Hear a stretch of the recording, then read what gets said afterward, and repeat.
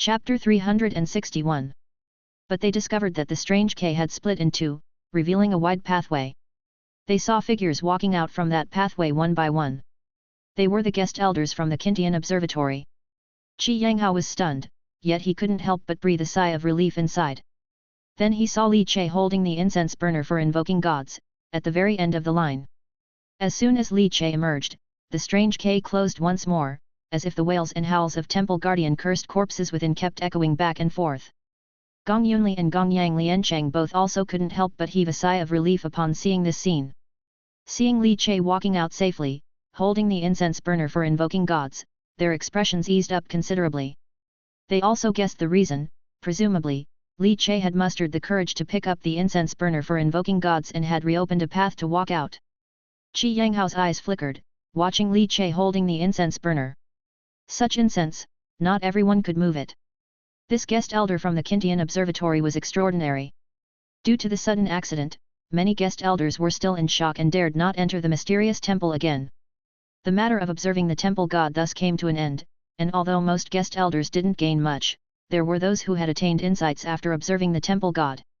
But compared to what Li Che had gained, theirs were negligible. The group bid farewell to the divine envoys such as Qi Yanghao, who were stationed in the frieze of the mysterious temple, and returned to the Heart Monkey Temple. Still unable to enter the temple, they were stopped outside. The crowd didn't mind. After a brief rest, they headed towards Mansion City. Li Che and Gong Yunli once again shared a carriage. Gong Yunli brewed some hot tea and passed it to Li Che to calm his shock. Che, did you gain something? Observing the temple god helps improve your wood carving skills. After you return to Mansion City, in a few days, you'll start the examination for second-class guest official, which will be personally supervised by the personnel from the Kintian Observatory in the State City.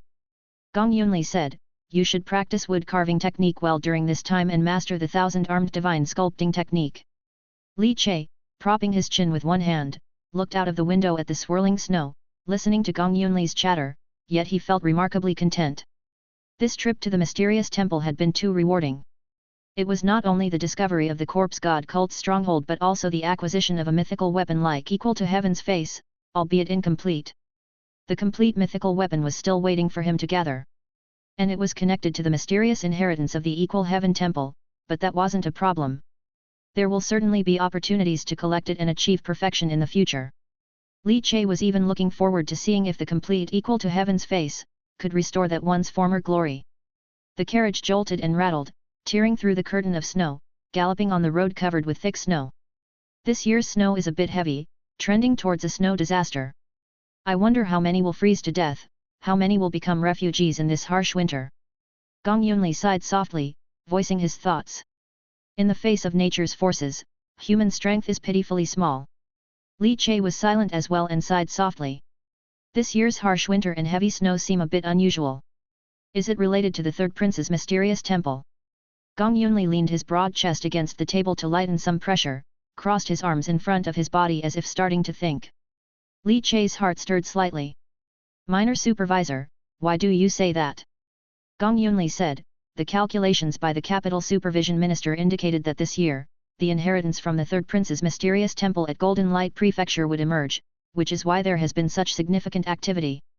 Many divine children have come from Dao City. Even the Prince of Pacifying Chaos has sent his youngest son. All of it for the chance to gain the third crown prince's inheritance during this temple god resonance event. This is an inheritance from the four royal mysterious temples, which is definitely extraordinary, Gong Yunli stated earnestly. Li Che nodded upon hearing this, so it was related to the great supervising minister. He thought to himself, Golden Light Prefecture had housed the four royal mysterious temple for so many years, and the temple god resonance had opened so many times. But why was this occasion so grand?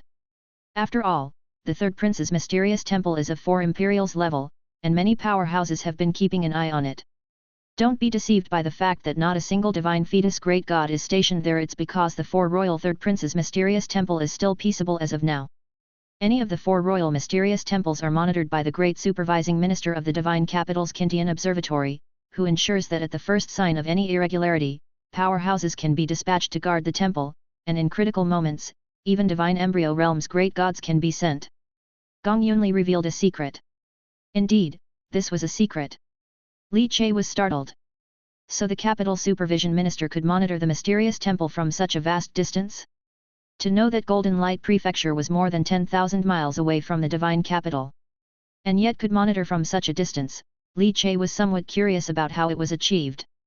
After some more jolting, the carriage finally caught sight of the gates of Golden Light Prefecture City. But the carriage was stopped. The Divine Guard army, clad in golden armor, deployed neatly, blocking off all the caravans. Not just Li Che and company, but many other courier caravans were also stopped outside, temporarily unable to enter the city. In the distance, through the snow, came majestic demon blood treasure horses, on whose backs sat guards in black armor. The black-armored guards were escorting an unremarkable carriage, with a one-armed charioteer sitting quietly on the coachman's seat, managing the reins. That's the convoy of Prince of Pacifying Chaos's youngest son. Gong Yunli leaned against the window, observing the scene at the city gate. Truly domineering, just like the Prince of Pacifying Chaos himself. Chapter 362. Gong Yunli said indignantly. Just to enter a city, and yet they block others from entering. The city gate is so wide that it can accommodate 10 carriages entering and exiting side by side.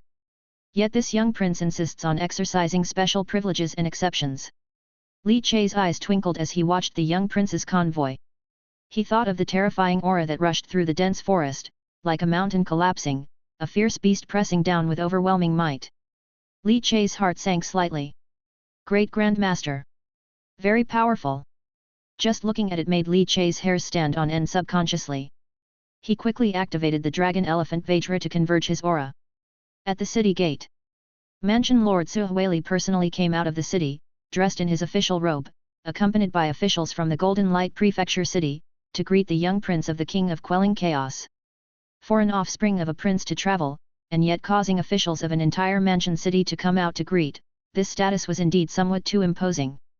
But since Suhueli was a junior disciple of the King Pinglu and Ji Moli, many people could understand this.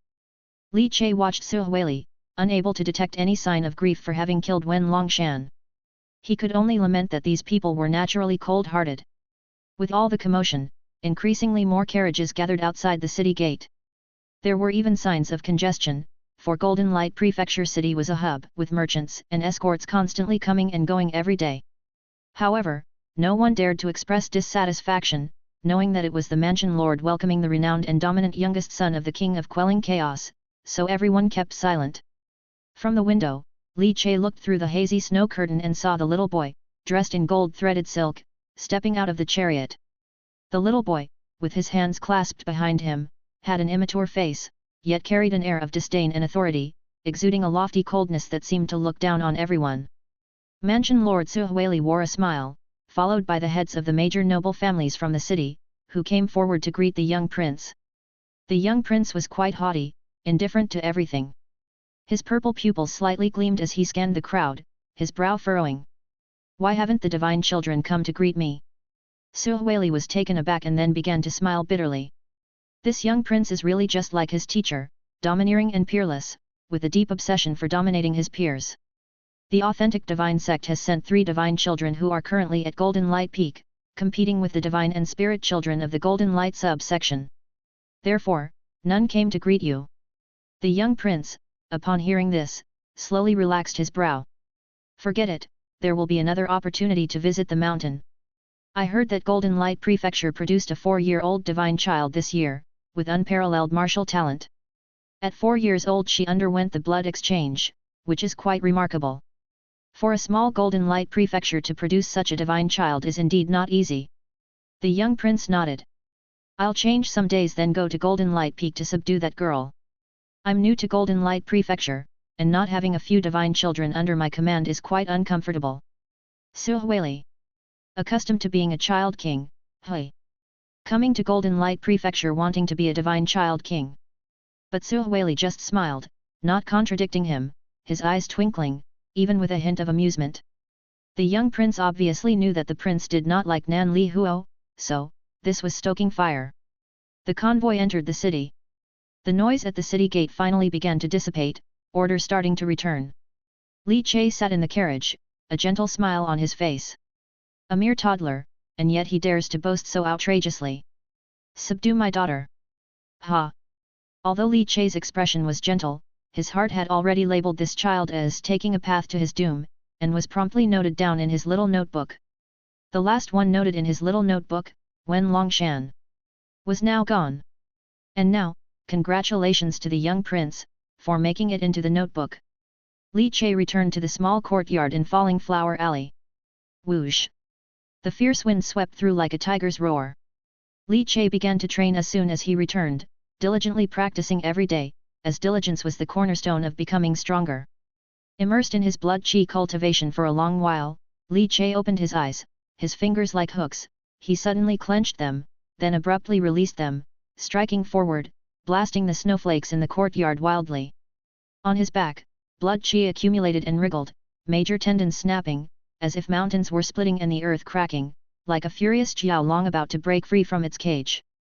His whole body's muscles and bones trembled, each snap blasting currents of air. Inhale. Li Che took a deep breath, his gaze sharp. 8 flood dragons overturning the rivers, the third blood qi dragon is almost taking shape. Li Che's pores opened, and his hot breath burst out like the flow of a high-pressure cooker, emitting a whistling sound. But it's still too far behind compared to a great grandmaster. Li Che's eyes flickered. At the grandmaster realm, tempering the internal organs, Li Che used 1 Ju Shui to temper each of the internal organs, creating a body of true intent stronger than ever before. Adding to that his already unparalleled body of a furnace grandmaster, Li Che still had a clear sense of direction on the path towards becoming a great grandmaster. Myriad transformations dragon elephant, merging many Ju Shui, but when dispersed, each Ju Shui can be used to temper the internal organs, and when converged, they unleash the power of the dragon elephant. Li Che sat in the courtyard for a good while longer. Afterward, he glanced at the sky. The sky had completely darkened, and Li Che felt good, having brushed off some of the adverse mood brought by that young prince coveting his daughter. He walked deeper into the alley, stopped by a small restaurant, packed up some meals, and then headed straight back to Zhanglei Peak. Just as he returned to the courtyard, he saw that the courtyard was brightly lit, and there were many children's voices playing and frolicking. Li Che was slightly startled. Why is it so lively today? That girl XIXI, from where did she charm a whole bunch of kids to come back? He stepped into the courtyard. The gazes of many children immediately swept over. Daddy! XIXI's little face was flushed as she followed a stunningly beautiful little girl. Upon seeing Li Che, XIXI suddenly screamed, clattering her little short legs, continuously stomping on the ground of the courtyard. With a final leap, she catapulted, rushing towards Li Che like a cannonball. However, Li Che easily caught her by the back of her clothes. Then, he effortlessly lifted the little girl and held her in his arms. XIXI took the opportunity to wrap around Li Che's neck. Daddy, you didn't see XIXI wildly succeeding today, it was really too bad. XIXI was so formidable today. She set off a lot of beautiful fireworks. Daddy, you must come to see XIXI set off fireworks next time. XIXI excitedly danced her limbs as she described to Li Che her imposing stature that she showed today at the dapping of Golden Light Peak. Oh right, Daddy, let me introduce my new love interest. XIXI called out. Li Che's face immediately darkened. He pinched XIXI's chubby face. What love interest? Who taught you that? Who? Who tainted my daughter's pure and flawless spiritual world? XIXI blinked her big eyes, her mouth pinched by Li Che, her lips struggled to move up and down, mumbling unclearly, it's smelly old Chen. Old Chen was sitting under the eaves, drinking from a calabash. Hearing XIXI's unabashed betrayal, his face immediately changed and he promptly slipped away dejectedly. Li Che, feeling helpless, rubbed XIXI's head, advising her not to learn such nonsensical words from old Chen. XIXI didn't mind and pulled Li Che over to the stunningly beautiful little girl. Daddy, this beautiful young lady is my new beau friend. XIXI lifted her chin proudly, XIXI likes her. Li Che looked at the young girl, astonished by the little girl's startling beauty up close, almost as if crafted by a celestial being. The young girl smiled gently, her fair skin like jade rippling slightly, then she bowed slightly towards Li Che. Uni, meeting Uncle Li. Li Che smiled, his mood lifted by the gorgeous little girl's greeting. He reached out, patted Uni on the head, his hand pausing briefly, and Li Che gently smiled, XIXI might be a bit lively, a bit wild, please bear with her a bit. Yuni sweetly smiled and nodded. I also really like XIXI. Li Che smiled and withdrew his hand, turning to enter the kitchen. But the instant he turned around, the smile on his face vanished without a trace. Because in the moment he lightly tapped Yuni's head.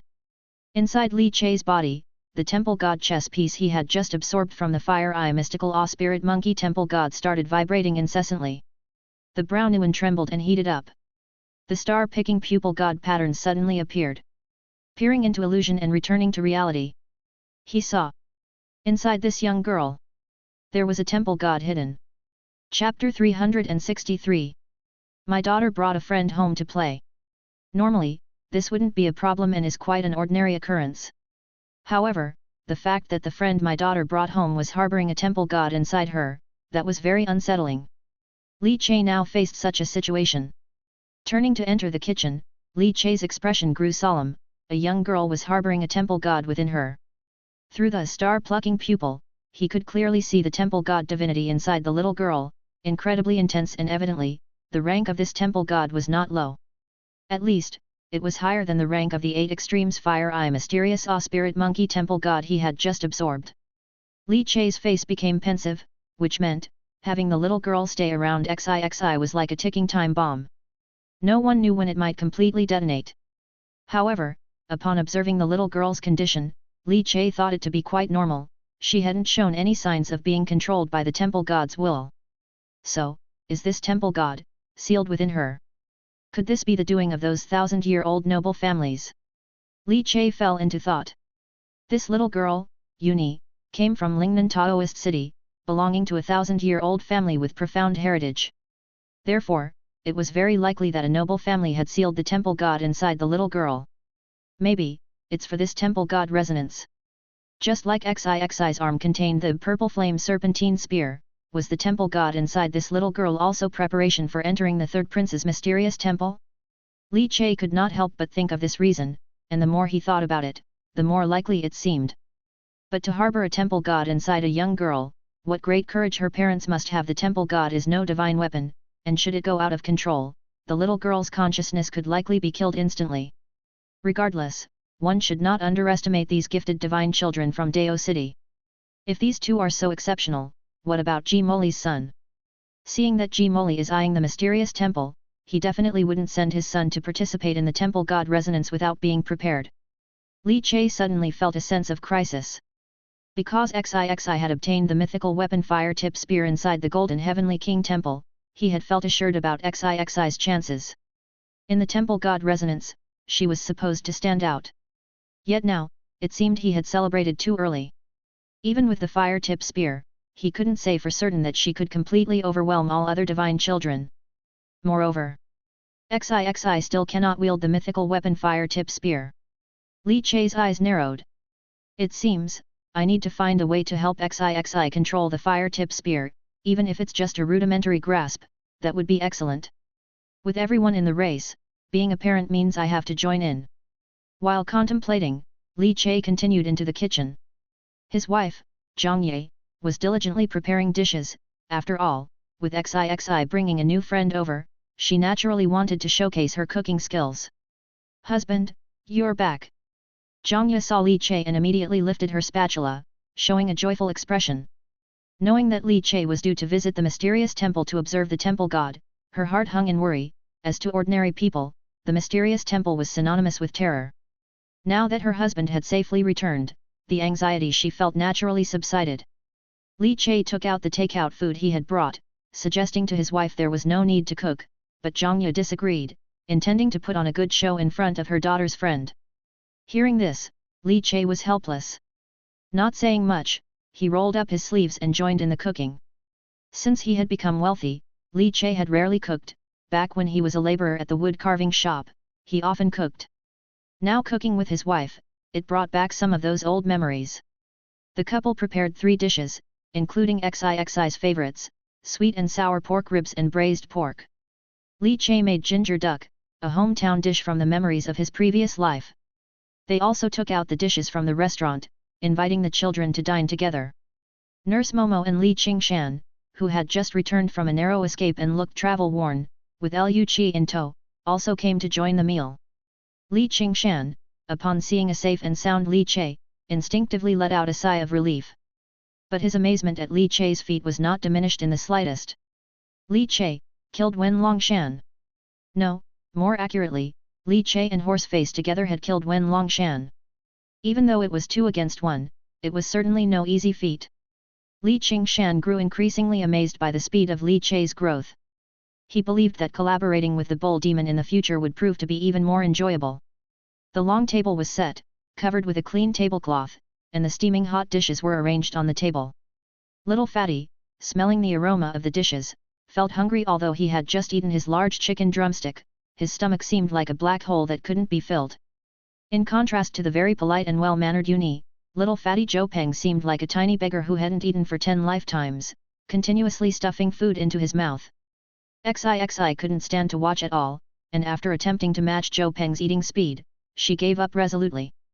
Li Che and Li Qingshan clinked their drinking cups. Elder Li Qingshan, today I went to the mysterious temple outside the Heart Monkey Temple and saw something interesting, Li Che said with a smile. Li Qingshan's drinking motion halted suddenly, as though not understanding why Li Che would suddenly mention this. But he was no fool, and he quickly sensed something was amiss. You mean, there's something filthy that needs cleaning up? Li Qingshan asked quietly, narrowing his eyes. The filthy thing Li Qingshan referred to was naturally the evil people of the corpse god cult. Chapter 364. Li Che nodded affirmatively, confirming Li Qingshan's speculation. A murderous intent surged in Li Qingshan's eyes. Let's do it. With a simple clinking of their cups, they had formed a plan. After the meal, Li Qingshan and Nurse Momo went for a walk to aid digestion. The children played in the courtyard while Zhongyu resumed her martial training rigorously, and life began to slow down and harmonize. Li Che sat under the eaves for a while before smiling and entering the study. The heaven and earth chessboard unfolded, isolating any prying eyes. Li Che sat cross-legged inside the study, beginning his research on the Guanyin Lotus main battle tank and the technique 9 seals of mechanism. He was quite interested in this secret technique. He felt the potential of this technique far surpassed that of ordinary ones, so he decided to invest more energy into studying it. My Dragon Elephant Dao fruit has already reached level 3 with a maturity of 90%. With a few more battles, I should be able to break into level 4. Li Che couldn't help but feel expectant. Compared to the pure heart, chess saint, and fairy in the painting, the progress of the Dragon Elephant Dao fruit was just behind that of the immortal artisan. The enhancement he gained from his battle at Longshan allowed the Dragon Elephant Dao fruit to reach full saturation at once. So, this journey to the Heart Monkey Temple might just elevate my Dragon Elephant Vajra Dao fruit to level 4 and advance the prototype of divine powers into divine skills. Li Che's eyes flickered with anticipation. Primarily, the appearance of that great grandmaster by the young prince had put great pressure on Li Che. Thus, enhancing the Dragon Elephant Vajra Dao fruit and adding more foundational strength would be beneficial. The more foundation you have, the more confidence you gain. If he ever had to face this great grandmaster, he would have the means to act. After some contemplation, Li Che's mind subtly stirred. His fingers pinched together and tore open the air. A gleaming mirror fell out of the Kunkan space. It was the 1000 Li divine communication mirror with a round bronze back. Li Che's expression turned peculiar. He picked up the round mirror, glanced at it, and instantly, radiant light reflected out, converging into text in front of the mirror. Suanjiu, Fire Eye Mysterious Awe Spirit Ape Temple, the sex hunting plan will commence. Do not act on your own. Li Che almost laughed out loud. Such an earnest message had come through. Upon reflection, Li Che was sure that it must have been when he settled in the Heart Monkey Temple that the other side sensed the divine communication mirror.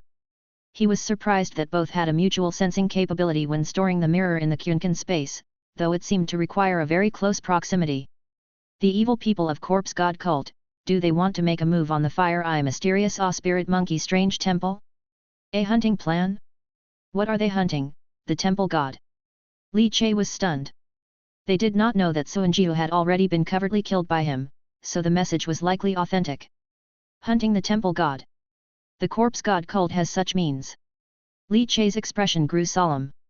He studied the divine communication mirror and slowly channeled his divine sense into it, but there was no response. This item seemed to be imprinted with the corpse curse mark, needing death chi to be activated. Others could hardly operate it. But Li Che was different. With a thought, he lifted his finger, and death chi coiled out from the corpse god Death Smoke finger. He used the death chi to inscribe on the mirror. I've been severely injured. When will we act? Do you need my help? Within the heaven and earth chessboard, the corpse curse mark vibrated, sending out pulses. It transmitted the inscribed message. Li Che didn't mind revealing his identity but didn't mind playing it as a casual move either. Heart Monkey Temple. Seated in the side chamber, Master Xian Li, who was inhaling and exhaling death chi and corpse chi, suddenly opened his eyes. He took out the divine communication mirror from his chest, which was reflecting light. The faint light intertwined into text. A smile appeared on Xian Li's face. If he hadn't replied for a long time, that would mean the divine communication mirror had been obtained by someone else and couldn't be activated with death chi and the corpse curse mark, hence no reply. Now that there's a reply, it indicates that Suanjiu must still be alive, just as I figured, severely injured. Although I'm not sure why he's hiding within the Kintian Observatory's troops. But Suanjiu must have his own plan. After all, the corpse curse mark is something that can't be forged. Once the mark is given, that person belongs to our sect. The divine communication mirror isn't something anyone can activate. Xian Li let out a breath. Then, with a snort of scorn, Suanjiu really is inadequately skilled. No wonder he's spent half his life only as a 7 elements lower rank corpse god envoy, his silver gang unstable, easily broken by the chief supervisor, resulting in severe injuries. Embarrassing. His eyes twinkled, and he shook his head, but for the subsequent plans, having Suanjiu, a 7 elements lower rank corpse god envoy, assist us would really facilitate the hunting of the temple god.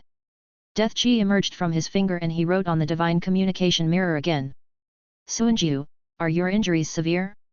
Do you need the 7 elements death chi condensing pill? I have one. Take it and recover quickly so you can assist us in our god hunting operation. There was a silence on the other side of the divine communication mirror for about a dozen breaths. Xian Li chuckled, as though he could see through the divine communication mirror the eager yet face-saving troubled expression of Suanjiu.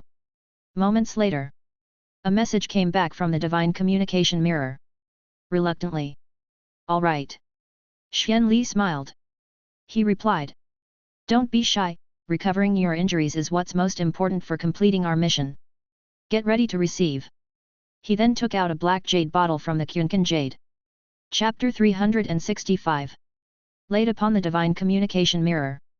Hand-forming seal formulas. In an instant, black smoke billowed and overflowed from above the divine communication mirror, enveloping the black jade bottle. Inside the study, the candle light flickered dimly. Li Che looked at the message coming through the divine communication mirror with astonishment. Were the envoys of the corpse god cult always this passionate and caring toward each other? Knowing he was seriously injured, they sent precious 7 elements necromantic martial pills immediately. But most importantly, Li Che was somewhat amazed that the divine communication mirror could actually transport items through space.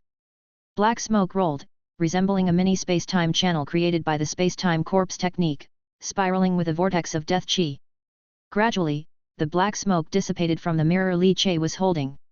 A black jade bottle appeared. After his divine sense swept over it, confirming there were no hidden tricks or anything like poisoned needles, Li Che grabbed the jade bottle. 7 elements necromantic martial pill, that is really.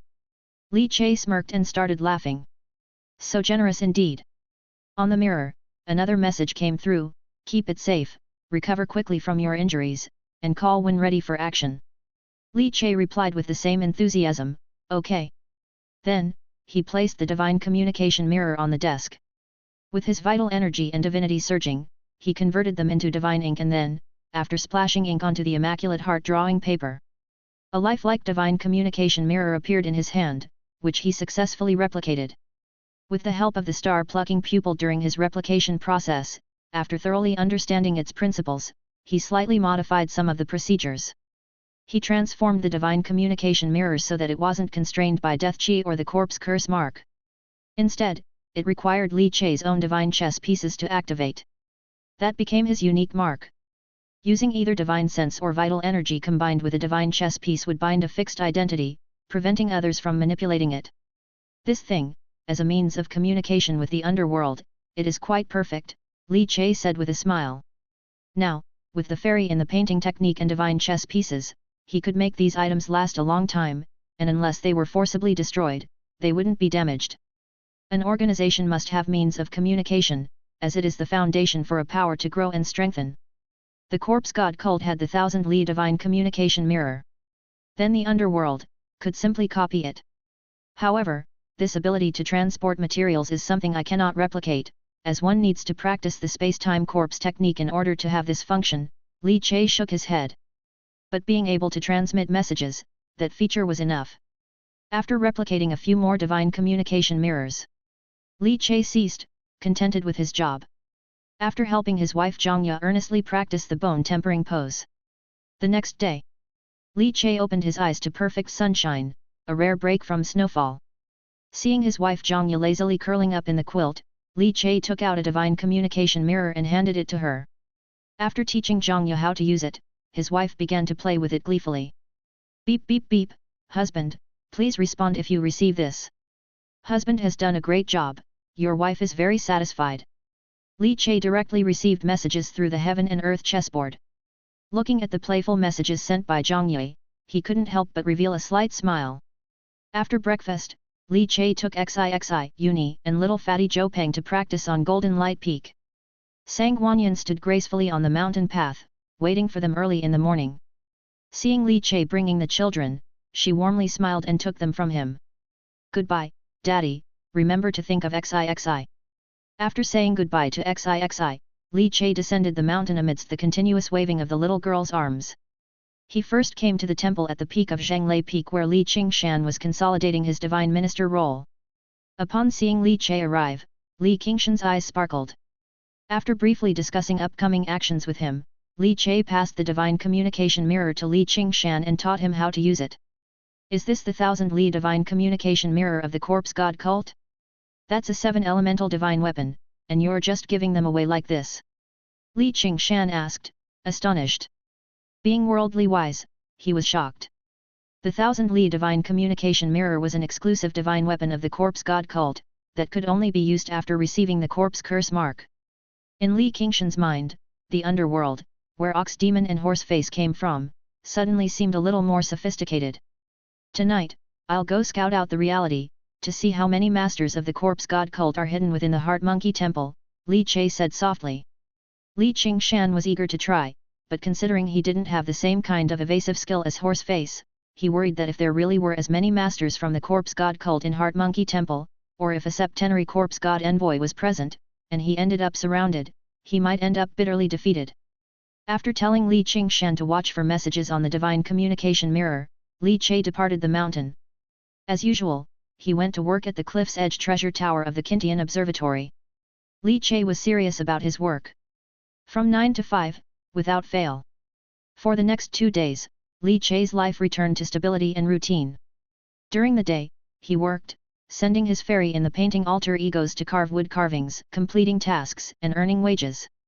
Meanwhile, his main body trained in various Ju Shuet, strengthening his internal organs, while the cultivation of the divine foundation's nurturing nature was left to separate selves with nurturing nature, distributing divine crystals to satisfy the cultivation needs. Li Che felt he was too busy. Even with his alter egos, he was still bustling. But this type of busyness, along with the slow feeling of becoming stronger, gave him a very steady and fulfilling sense of heart. Ji Moli's youngest son, the young prince, was very high profile on the first day he entered Mansion City. Afterwards, once he checked into the city lord's mansion, there was no more noise.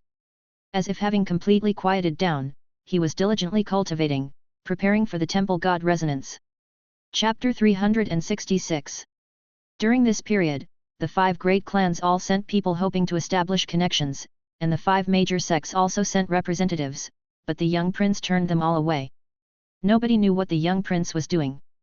It was assumed that the temple god resonance ritual was about to begin soon, and the young prince needed to concentrate on preparing. So, they no longer disturbed him. Then, let's wait for the young prince to successfully complete the temple god resonance and acquire the inheritance from the temple god before we come to congratulate him. Patriarch Qin, king of the Qin family, with great respect, clasped his fists, bowed, and retreated into the snowfall. Inside the city lord's mansion, heavy snow fell on the idol pavilion. The entire garden was blanketed in pure white. The young prince, wearing a crane robe, sat in the idol pavilion, a charcoal brazier by his side radiating warmth, dispelling the cold. The one-armed old man quietly sat in the pavilion, keeping the young prince company. The young prince was named Ji Haihui, a name personally given by King Pinglu and Ji Moli. Mansion Lord Su Huai, dressed in casual clothes, also sat in the pavilion.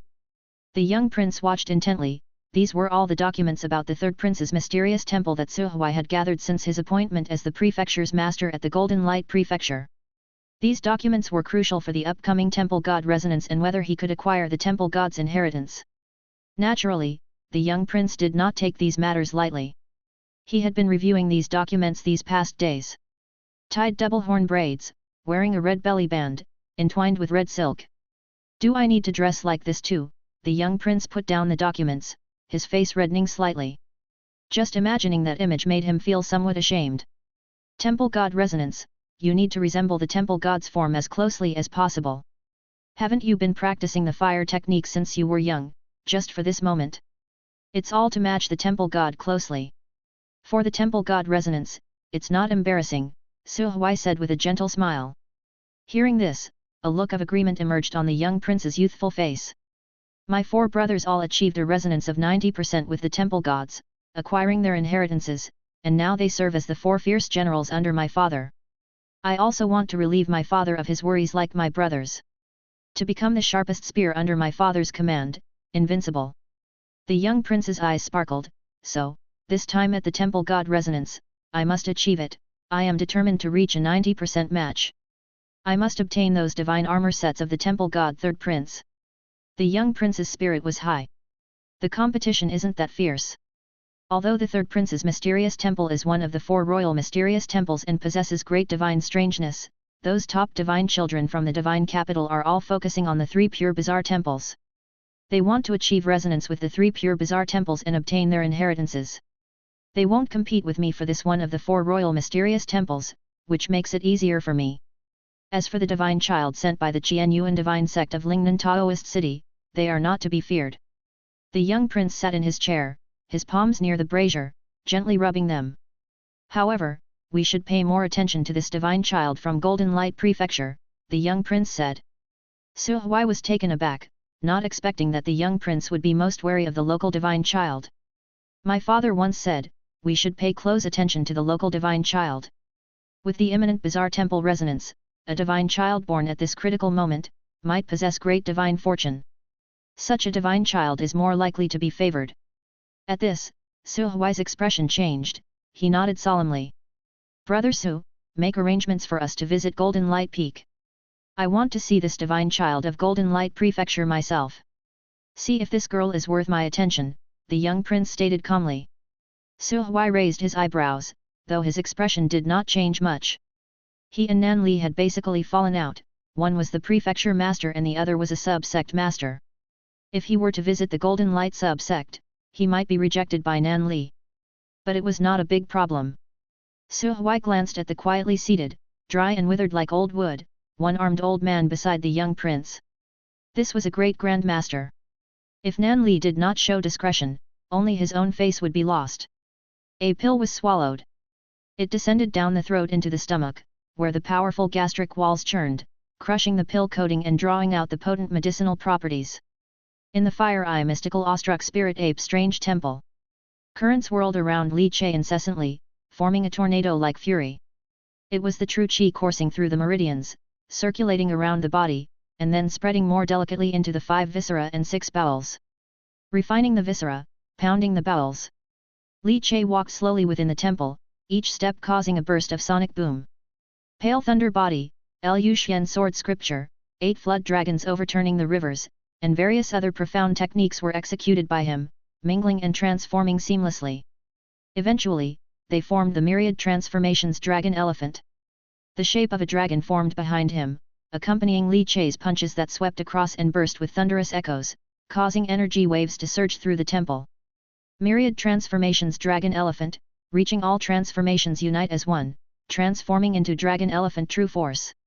Li Che gradually finished his practice, having completed today's refinement of his viscera and bowels, advancing a small step forward in the Grand Master realm. Feeling the boiling blood and qi in his meridians, Li Che shook his entire body, evaporating all the sweat on his skin, and forming a light white fog. After extracting the divine chess piece from the deity of the fire eye mysterious awestruck spirit monkey enshrined on the altar, Li Che's body quivered, already tearing through the Kyunkan space. He took out a black robe, a wide-brimmed hat, and covered his face with a cute bull mask. Heart Monkey Temple. Related to the corpse god cult. Death is hardly a pity. Accompanied by a series of deep sounds. His robust body, towering like a reversed tower mountain, seemed to blend into the darkness, disappearing from sight. Only leaving the flickering candle flames within the mysterious temple, casting a melancholy light over the desolate eyes of the spirit monkey temple god on the altar. The snowy night was like thick ink splashed across. So dark that one could not see their fingers in front of them. Wearing the cute bull mask, Li Che appeared outside the temple. Dragon Elephant Vajradeo fruit was operated to its extreme. Slumbering dragon elephant. Hiding his breath completely within his body, as if merging with the wind, along with the extremely dark and profound night. Li Che crept along the wall corners, silently sneaking into the Heart Monkey Temple. Within his ribcage, Chess Saint Deo fruit vibrated. The heaven and earth chessboard instantly expanded, enveloping the entire temple. Although the Heart Monkey Temple covered a vast area, it was still completely covered under the heaven and earth chessboard. Striking the 7 elemental corpse curse seal, immediately a wave of chi surged. Because he had not completely refined the 7 elemental corpse curse mother-child seal, his sensitivity to these auras was somewhat blurry. Li Che came tonight to ascertain the strength of this corpse god cult stronghold. He directly entered the temple using the unparalleled breath-concealing technique of the slumbering dragon elephant. Li Che strolled in the darkness, not leaking a single trace of his presence. As if erased from existence. Silently, within the heaven and earth chessboard, he recorded all the evil people who had received the seal within the temple. Suddenly, Li Che paused in his steps. Hey! He sensed a familiar presence. It was the monk Faxing, the first buyer of his wood carving after he became a third-class guest official. And that Zhong Kui subduing ghosts wood carving statue he had crafted. In his senses, the Zhong Kui statue seemed like a firefly in the night, in the endless darkness of the ghostly temple, holding up a speck of light. Through the heaven and earth chessboard, Li Che viewed the scene clearly. For a moment, the coldness in his eyes intensified. He exhaled slowly, murmuring softly. Senior Qing Shan, it seems.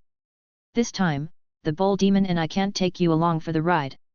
Chapter 367. Zhenglei Peak.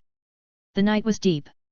Li Qingshan was talking quietly with Nurse Momo in the house, illuminated by the flickering oil lamp. Since his breakthrough into the divine phase realm, Li Qingshan had more time to spend with Nurse Momo, and he was not stingy with his time. Mostly, aside from time spent consolidating divine observation, he was with Nurse Momo, or roaming the disciple towns on Zhenglei Peak. Or walking the streets of Golden Light Prefecture, browsing the jewelry stores, and so on. He truly enjoyed this leisurely life. Maintaining an elderly appearance, he aged alongside the beauty of his youth, supporting an oil paper umbrella, strolling through the light snow. Experiencing spring, summer, autumn, and winter. It had a taste all its own. Nurse Momo might have been tired, as she dozed off while chatting with Li Qingshan. She lay down on the bed and fell asleep. Li Qingshan carefully pinched the corner of the blanket for her. The beauty of his youth had aged, but traces of her younger self were still faintly visible. These were parts of his cherished memories. Suddenly, Li Qingshan's expression shifted slightly.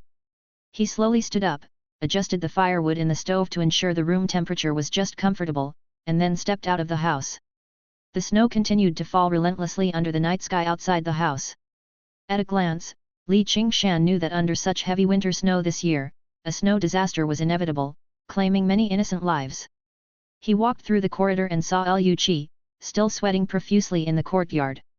Big head Liu Kai's eyes sparkled, his body surged with qi and blood, and every move was incredibly resolute.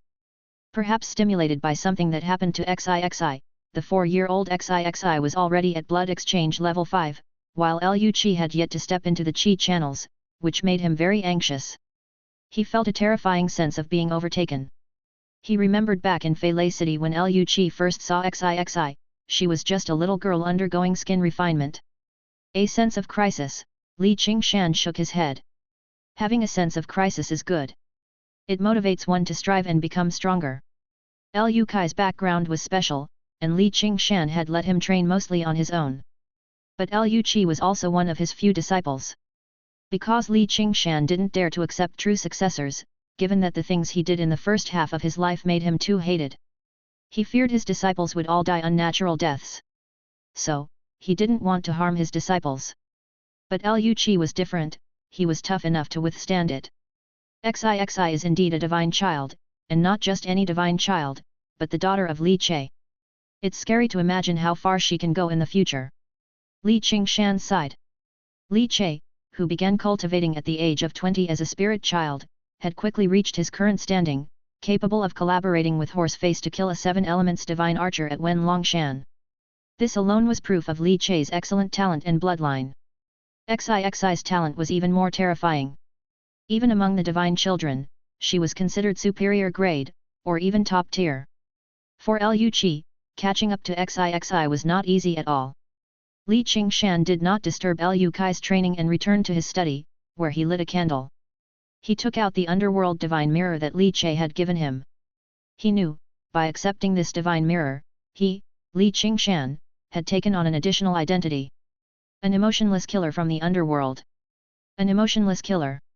However, Li Qingshan glanced at the message on the underworld divine mirror. He was immediately shocked. Damn it! Bull demon, and you've left me behind again. Li Qingshan gritted his teeth in anger. But then he saw 2 sentences displayed on the underworld divine mirror. Situation has changed, I've made a move. Come quickly. Li Qingshan could not afford leisure, immediately put on the bull demon mask, and hurried down the mountain. It wasn't far from Heart Monkey Temple. By the time he arrived, even the daylilies would be cold. It was a dark and windy night, with heavy snow swirling around. The world was freezing, cold to the bone. Li Che, wearing the bull demon mask, stood on the eaves, his eyes under the mask profoundly deep. He emerged from the darkness, taking a few silent leaps to reach a higher spot. Sensing the Zhongquei statue's aura detected by the heaven and earth chessboard, he looked in the direction of the aura, unable to contain the killing intent in his heart any longer. It was a small courtyard. From a high vantage, piercing through the night. In the courtyard, an extremely gruesome scene unfolded with countless skeletons piled up, densely packed and wearing various old clothes, including men and women, both old and young. Clearly, these were refugees from the winter, victims of a sweeping snow disaster. These refugees who had survived the snow disaster, only to die and become skeletons in this ghost temple. It was like a scene from hell, with countless bodies piled up, overflowing with death chi and chilling cold, as if the gates of Hell's Gate had opened, with the souls of the deceased refugees turning into fierce ghosts, slowly rising from their bodies. Countless wafts of death chi surged from all directions like a tide. Like the fire in an alchemist's furnace, only these flames were black, refining the souls of the refugees in the courtyard into vengeful spirits. Li Che never considered himself a hero, but seeing such brutal imagery still made him feel shocked and angry. His intent to eliminate the corpse god cult intensified like never before. His gaze shifted. He was searching for the sensed Zhongquei statue and Monk Fakong. His gaze landed at the entrance of the courtyard, where he saw amidst the endless rolling black death chi. A thin, gaunt figure sat cross-legged with hands clasped together, bound by cold chains, chanting the rebirth mantra. Chapter 368. He seemed determined to liberate the endless fierce ghosts that surged out as wildly as if the gates to the underworld had been flung open, all with his meager strength. A statue full of cracks, broken and incomplete. A monk, emaciated, his lamp of life nearly spent. Like a struggling firefly in unending darkness, insignificant yet symbolizing a glimmer of hope. Monk Fakong was similarly imprisoned, thrown into this courtyard to be transformed into a ghost along with many other destitute souls. But he took out the Zhongquei statue, challenging the ghost-refining array of the corpse god cult, suppressing the myriad of fierce ghosts, never letting them truly escape. He even wanted to use his scant strength to purify, to liberate these indignant spirits and the endless resentment of the dead. Li Che let out a sigh. He couldn't help but admire Monk Fakong. No wonder there was a need to suppress the ghosts. It turned out that Monk Fakong had long been prepared, no wonder he did not care whether it was a statue of a Buddha or not, because he had lost faith in Ghost Temple and no longer cared about following the right path or adhering to Buddhism. As long as it could suppress fierce ghosts and liberate the souls, any statue was a good statue. At the far end of that courtyard, Countless streams of death chi rose and funneled into a figure. The figure shimmered with an ancient bronze hue but was alarmingly eerie and cold, devoid of any sign of life, and there were streaks of silver gangs squirming over the corpse like silver serpents. Silver rigid cursed bronze corpse. Li Chai's eyes sharpened, understanding that the death chi produced after the deaths of these destitute souls was being drawn by this person to refine their physical bodies and create silver gang. Besides, in front of the silver rigid cursed bronze corpse of the corpse god cult, a flag was planted, casting an ominous presence and driving the formation, refining all the destitute people and monks in the courtyard. Indistinctly, the person's gaze flickered open and closed, an icy look sweeping over and settling on Monk Fakong, revealing a hint of disdain and mockery. Not bad, not bad, that statue can actually suppress the ghosts refined by the ritual, refusing to enter my soul-separating banner. But in the end, the statue is only a 9 luminaries wood carving and won't last long. Fakong, just wait to transform into a ghost and become fuel for my uncle's creation of Silver Gang. The figure spoke with a laugh. The voice drifted and echoed incessantly. He could have killed Monk Fakong long ago, an insignificant divine base realm monk posed no threat to him. But he entertained himself with the idea of slowly tormenting Monk Fakong, wanting to crush his last shred of hope. Even more, he hoped that Monk Fakong would make the same choice as he did and ultimately pledge allegiance to the corpse god cult. We all worship Buddha, if I've pledged my loyalty, why not you? If you were to pledge, my heart could be at peace. Monk Fakong was extremely withered, a stark contrast from the robust figure Li Che had initially seen. His palms pressed together, his flesh seemingly gnawed away by fierce ghosts, he swayed unsteadily but continued to chant the rebirth mantra. A trace of desolation appeared in his eyes. The Heart Monkey Temple, once a branch of the splintered mighty Equal Heaven Temple, though now bereft of the former temple's glory, still maintained a semblance of dignity. But now, that dignity had long vanished with the abbot's passing. Those treacherous monks, in pursuit of breakthroughs in power and unwilling to pass away in meditation like the abbot without seeing a way forward, even chose to join the corpse god cult, turning the Heart Monkey Temple into a haunted temple, a place for the demon people of the corpse god cult to commit atrocities. Countless destitute souls were sacrificed and perished. Fakong's heart was filled with sorrow and numbness. He only wanted to do his best, until his last bit of strength was exhausted, to die along with these destitute people. At least, he had persisted until the end, holding on to the light within his heart. Suddenly, the Zhongkui statue before his eyes seemed to glow. For some reason, its power grew stronger, and a milky halo flickered within the wood carving. Then, the ghostly image of the Zhongkui statue suddenly manifested between heaven and earth. It gave Monk Fakong, who had already drained his power, the strength to continue the suppression. Monk Fakong's withered eyes brightened slightly. His lips curled up. He continued to chant the rebirth mantra. Li Che ceased the flicking movement of his fingers. He had shot a pure heart divine chess piece into the Zhongkui statue, awakening and augmenting the divine charm of the statue. Offering the greatest support to Monk Fakong. Li Che pressed down his broad hat. Under the darkness, the cute bull mask grew more profound and grim. Not a trace of cuteness remained, only the solemnity and chill of a messenger who seemed to have stepped out of hell with the task of judging and claiming souls. He had already recognized the figure who was sacrificing so many spirits. Master Sun Li. A silver rigid cursed bronze corpse like him, if placed in the corpse god cult, would probably be on the level of a 7 elements lower rank corpse god envoy. Though he had an additional trace of silver gang, he wasn't much different from the corpse god envoy Li Che had tricked with little mushroom and killed before. But this time, it was unlikely to repeat the method of killing the corpse god envoy as before. The previous corpse god envoy had escaped through the space-time corpse technique, completely unprepared.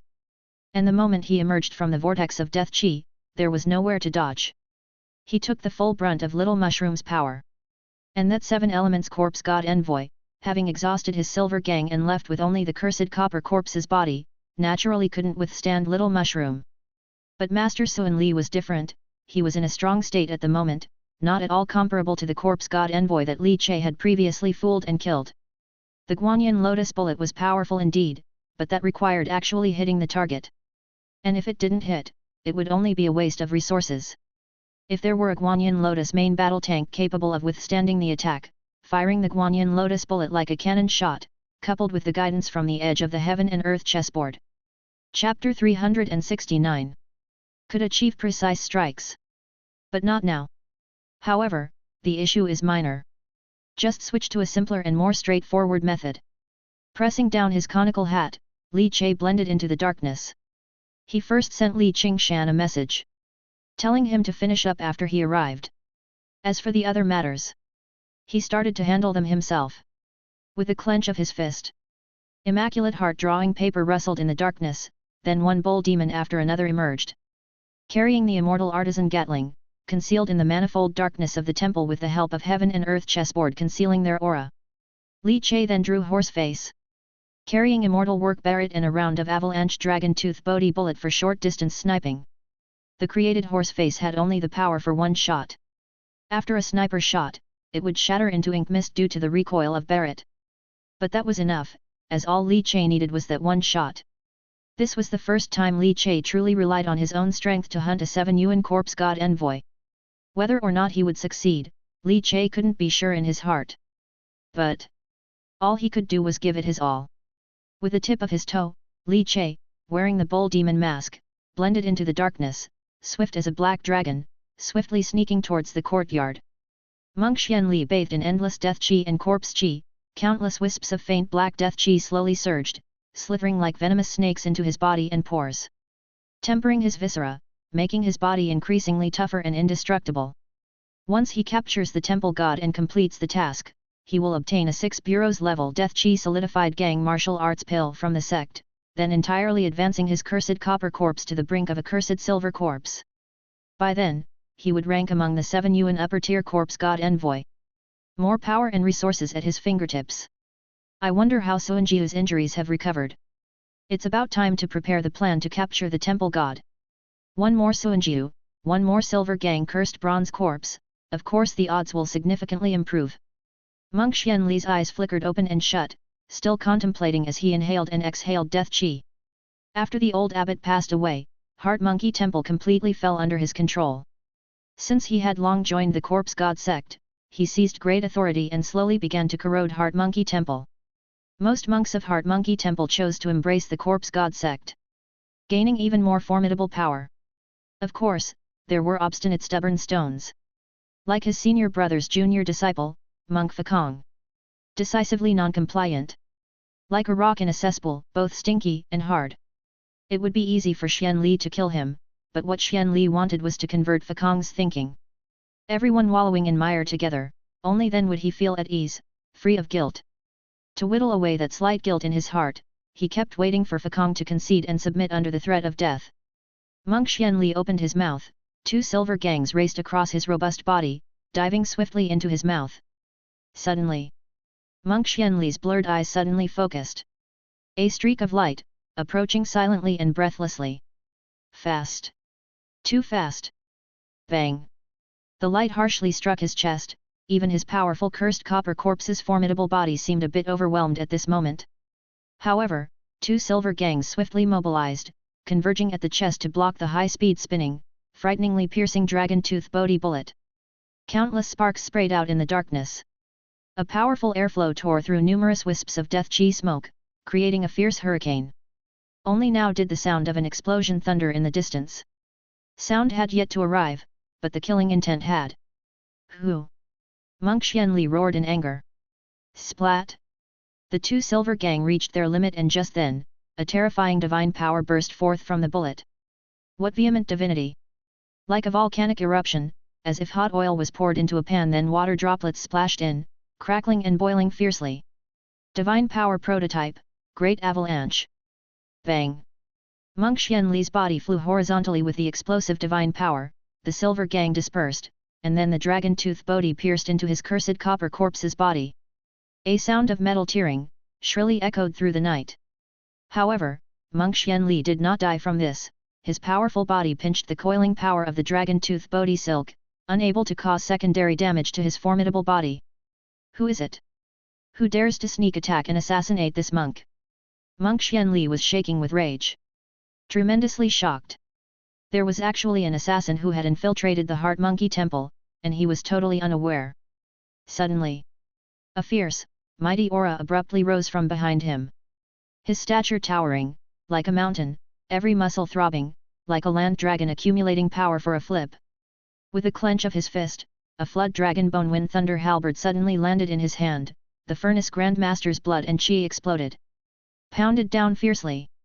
Terrible true chi sprayed on the flood dragon bone wind thunder halberd, stirring violently like saw teeth. The air seemed to be pulled into several feet of vacuum under this swing. Monk Xianli's body hair instantly stood on end. He didn't expect someone could conceal their breath and get so close to him. But Monk Xianli was no ordinary cultivator. After joining the corpse god sect, his ruthless hands soaked in numerous skirmishes. As soon as he made sure he subdued the power of the Bodhi silk inside him, a surge of corpse chi rose throughout his body, and numerous black cursed seals began to climb up on his cursed copper corpse. Master middle boundary. Vitality extremely vigorous, almost like a furnace, but it's just master middle boundary after all. Monk Xianli clenched his fingers into a fist, silver gang like electric arcs jumping to the tips of his fist. With a twist of his body, he moved to collide against the great halberd slashing down from the bull demon. Chapter 370. Suddenly, Monk Xianli's eyes narrowed. He saw the bull demon's frame once again swell and enlarge. His hair instantly grew long enough to drape to his waist, and his eyes seemed to burst forth with a dense, lingering aroma of sinking incense and golden smoke. Ascending stance. Li Che clenched his fingers, bursting the 3 shards of divinity he had extracted from the Fire Eye Mystical Awe Spirit Monkey Temple God. In an instant, the muscles beneath Li Che's black elastic shirt ballooned once again, as if his face too sprouted velvety fuzz. Speed, strength, explosion. And the release of the Temple God divinity like a tidal wave. It exploded with a bang. Myriad transformations Dragon Elephant. Silver Gang Dragon Elephant True Strength. All his trump cards were unleashed in a single instant. The halberd that swept out was frighteningly accelerated by the propelling force. Accompanied by a world-shaking, thunderous roar. Monk Xianli only felt a sense of oppression, the kind that belonged to the temple god divinity, making the flow of death chi inside him become sluggish. Silver Gang. No. How can you possess Silver Gang? The flood dragon bone wind thunder halberd seemed to be completely activated, instantly roaring furiously like an angry Xiaolong, blazing with intense heat. The great halberd collided with Monk Xianli's punch. The Silver Gang Dragon Elephant shattered the Silver Gang on the surface of his fist. Then, carrying the power of the temple god, it effortlessly pulverized his entire arm. It hit Monk Xianli's chest hard. The horrifying force was like a tyrannical true dragon and demon elephant. It burst silently like a dormant volcano, as if heaven and earth were splitting apart. Boom! Monk Xianli's flesh body of the cursed copper corpse, was smashed into a deep dent, his copper-like firm bones snapped inch by inch, and his internal organs sustained varying degrees of damage. The entire person was brutally hammered away by the fearsome force. Too overpowering. The bull demon. In a fleeting glimpse, Monk Xianli saw the cute bull mask under the hat. The nightmare of the corpse god cult in Golden Light Prefecture City. The bull demon. He ultimately found him after all. Monk Xianli felt shock, anger, and fear. No, the experts of the corpse god cult had withdrawn from Golden Light Prefecture City, to avoid this bull demon, only for the bull demon to relentlessly pursue them, finding them outside the mansion city. That's too much. However, Monk Xianli only managed to flash through this thought. Li Che, at full firepower, charged again. The transformative realm-level spear technique, merged with the three-blade sword technique within a single halberd thrust, advancing oppressively like a rampaging bull demon. Chi and blood martial path strength combined with the power of the temple god, furiously unleashed, the steel-like air current tore through the surrounding snow, dispersing the dust in the sky. Boom! The whole ground caved in, forming radiating circular cracks, with steam billowing. Monk Xianli's fury was uncontrollable. He was a 7 elements lower rank corpse god envoy, of the Silver Gang cursed copper corpse level. In the Chi and blood martial path, that equated to Grandmaster completion. How could a Grandmaster of the Middle Realm be so suppressed and hammered down? Despicable. All of it could be attributed to a sneak attack by the bull demon. At this moment, however, Li Che had an extremely violent killing intent in his heart. After the divinity of the Fire Eye Mystical Awe Spirit Monkey Temple God merged into his ascending stance, Li Che found that his torrential killing intent simply could not be contained. It was the Temple God's murderous intent towards Sun Li. Li Che did not restrain this killing intent, allowing it to burst forth completely. Kill. Myriad transformations Dragon Elephant. The ultimate skill erupted completely, the ground cracked and bulged beneath his feet. With one step, he swept across with the flood dragon bone wind thunder halberd, carelessly crossing a distance of 10 jong. The long halberd vibrated, like a writhing flood dragon roaring in rage. Releasing his 5 fingers, he suddenly slapped his palm onto the tail of the great halberd. This strike was even faster, like a divine crossbow in the army firing a close-range chisel shot. The air seemed to be torn apart, issuing a sound of unbearable strain. Suan Li had just steadied his form when he could only manage to summon the silver gang. He spat out a mouthful of dark blood while his solo arm gripped the silver gang, pushing it forward. Thud! His last wisp of silver gang was wiped away by the silver gang dragon elephant true strength. Subsequently, the great halberd ruthlessly pierced through his already dented chest, and with great force, caused Suan Li's form to stagger backwards over a dozen steps. The ground churned where he stepped, as if it had been ploughed over. But just as he steadied himself, a terrifying and overwhelming killing intent poured over him like an overturned cold pool, freezing every inch of Suan Li's muscles and bones. Roar! Myriad transformations dragon elephant, the pale thunder body, 8 flood dragons overturning the rivers. 2 ultimate skills, merged with the dragon elephant, erupted simultaneously. The bull demon, almost completely wrapped in scarlet chi and blood lightning, suddenly pulled hundreds of imposing and oppressive afterimages into existence in front of the teetering Suan Li. His 5 fingers clenched into a fist, knuckles popping like rapid gunfire. With a heavy step, rocks shattered skyward, dust and sand flew high. Fist unleashed. The air itself seemed to be sucked away. The terrifying dragon elephant power, all fused into this earth-shattering, heaven-piercing punch. Even Li Che, at this moment, felt a kind of spiritual elevation. This punch, infused with too much of his essence, chi, and spirit, seemed like a culmination of his myriad transformations dragon elephant skill. Spirit, chi, and blood, and soul, all flowed with this punch, unleashing a rolling tide of deadly conviction. Myriad transformations dragon elephant. 10 dragons, 10 elephants. Beneath the bull demon mask, golden smoke billowed, swiftly clenching into a fist that smashed down from above. Crack! Irresistible, crumbling all in its path. Monk Suan Li's heart surged with endless terror and despair, accompanied by fury and unwillingness. He was about to transform from a cursed silver corpse of a master level to a transformative realm silver gang cursed copper corpse. Could it be that he was going to die now? He didn't want to die. He had sacrificed the entire Heart Monkey Temple, so many fellow disciples and brothers, and he had just begun to taste the flavor of power. How could he die like this? But the bull demon didn't care about your reasoning. A deafening boom. The horrific power under 10 dragons, 10 elephants, simply obliterated everything. Chapter 371. Directly smashed Monk Xian Li into the ground, his bald head already a blur of blood and flesh, shattered into a pile of rotten meat. A web of fractures spread out densely intertwined. Xian Li. Dead. Li Che stood quietly in place, a bit of sneak attack combined with an all-out burst, and he killed a septenary corpse god envoy openly and honorably. Exhilarating. Li Che could even clearly feel the ripeness of the dragon elephant Vajradeo fruit increasing by a large margin. But he didn't have time to observe. After searching the body, one skin with the star-plucking pupil to absorb divinity. Then, his figure shot forth, blazing like fire, unhidden, as if suppressing all the death chi and chill of the dense ghost temple. He sped along, rushing towards another Monk Xian Yuan.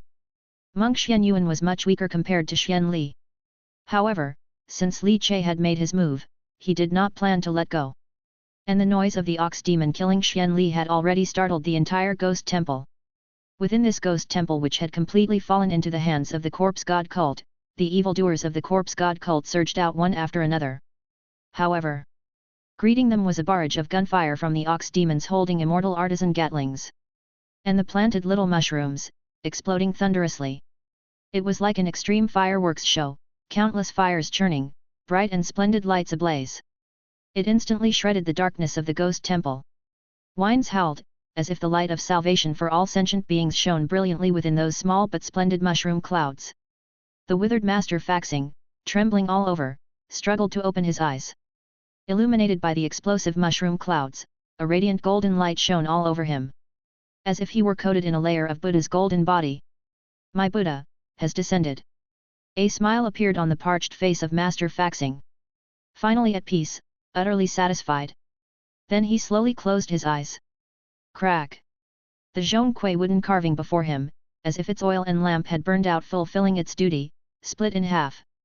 The noise from the explosion was too loud. The divine envoy stationed outside the fire-eye mysterious awestruck spirit ape strange temple felt the ground shaking. Head officer Qi Yanghao's eyes narrowed, he drew his side knife and flew out, landing on the cliff edge to look down below. He saw the heart monkey temple engulfed in endless fires, blooming in dazzling golden mushroom clouds. This is... Qi Yanghao was stunned. Then, raising his hand, he arranged for a few divine envoys to go check it out. He dared not leave the strange temple area, fearing this was a diversion.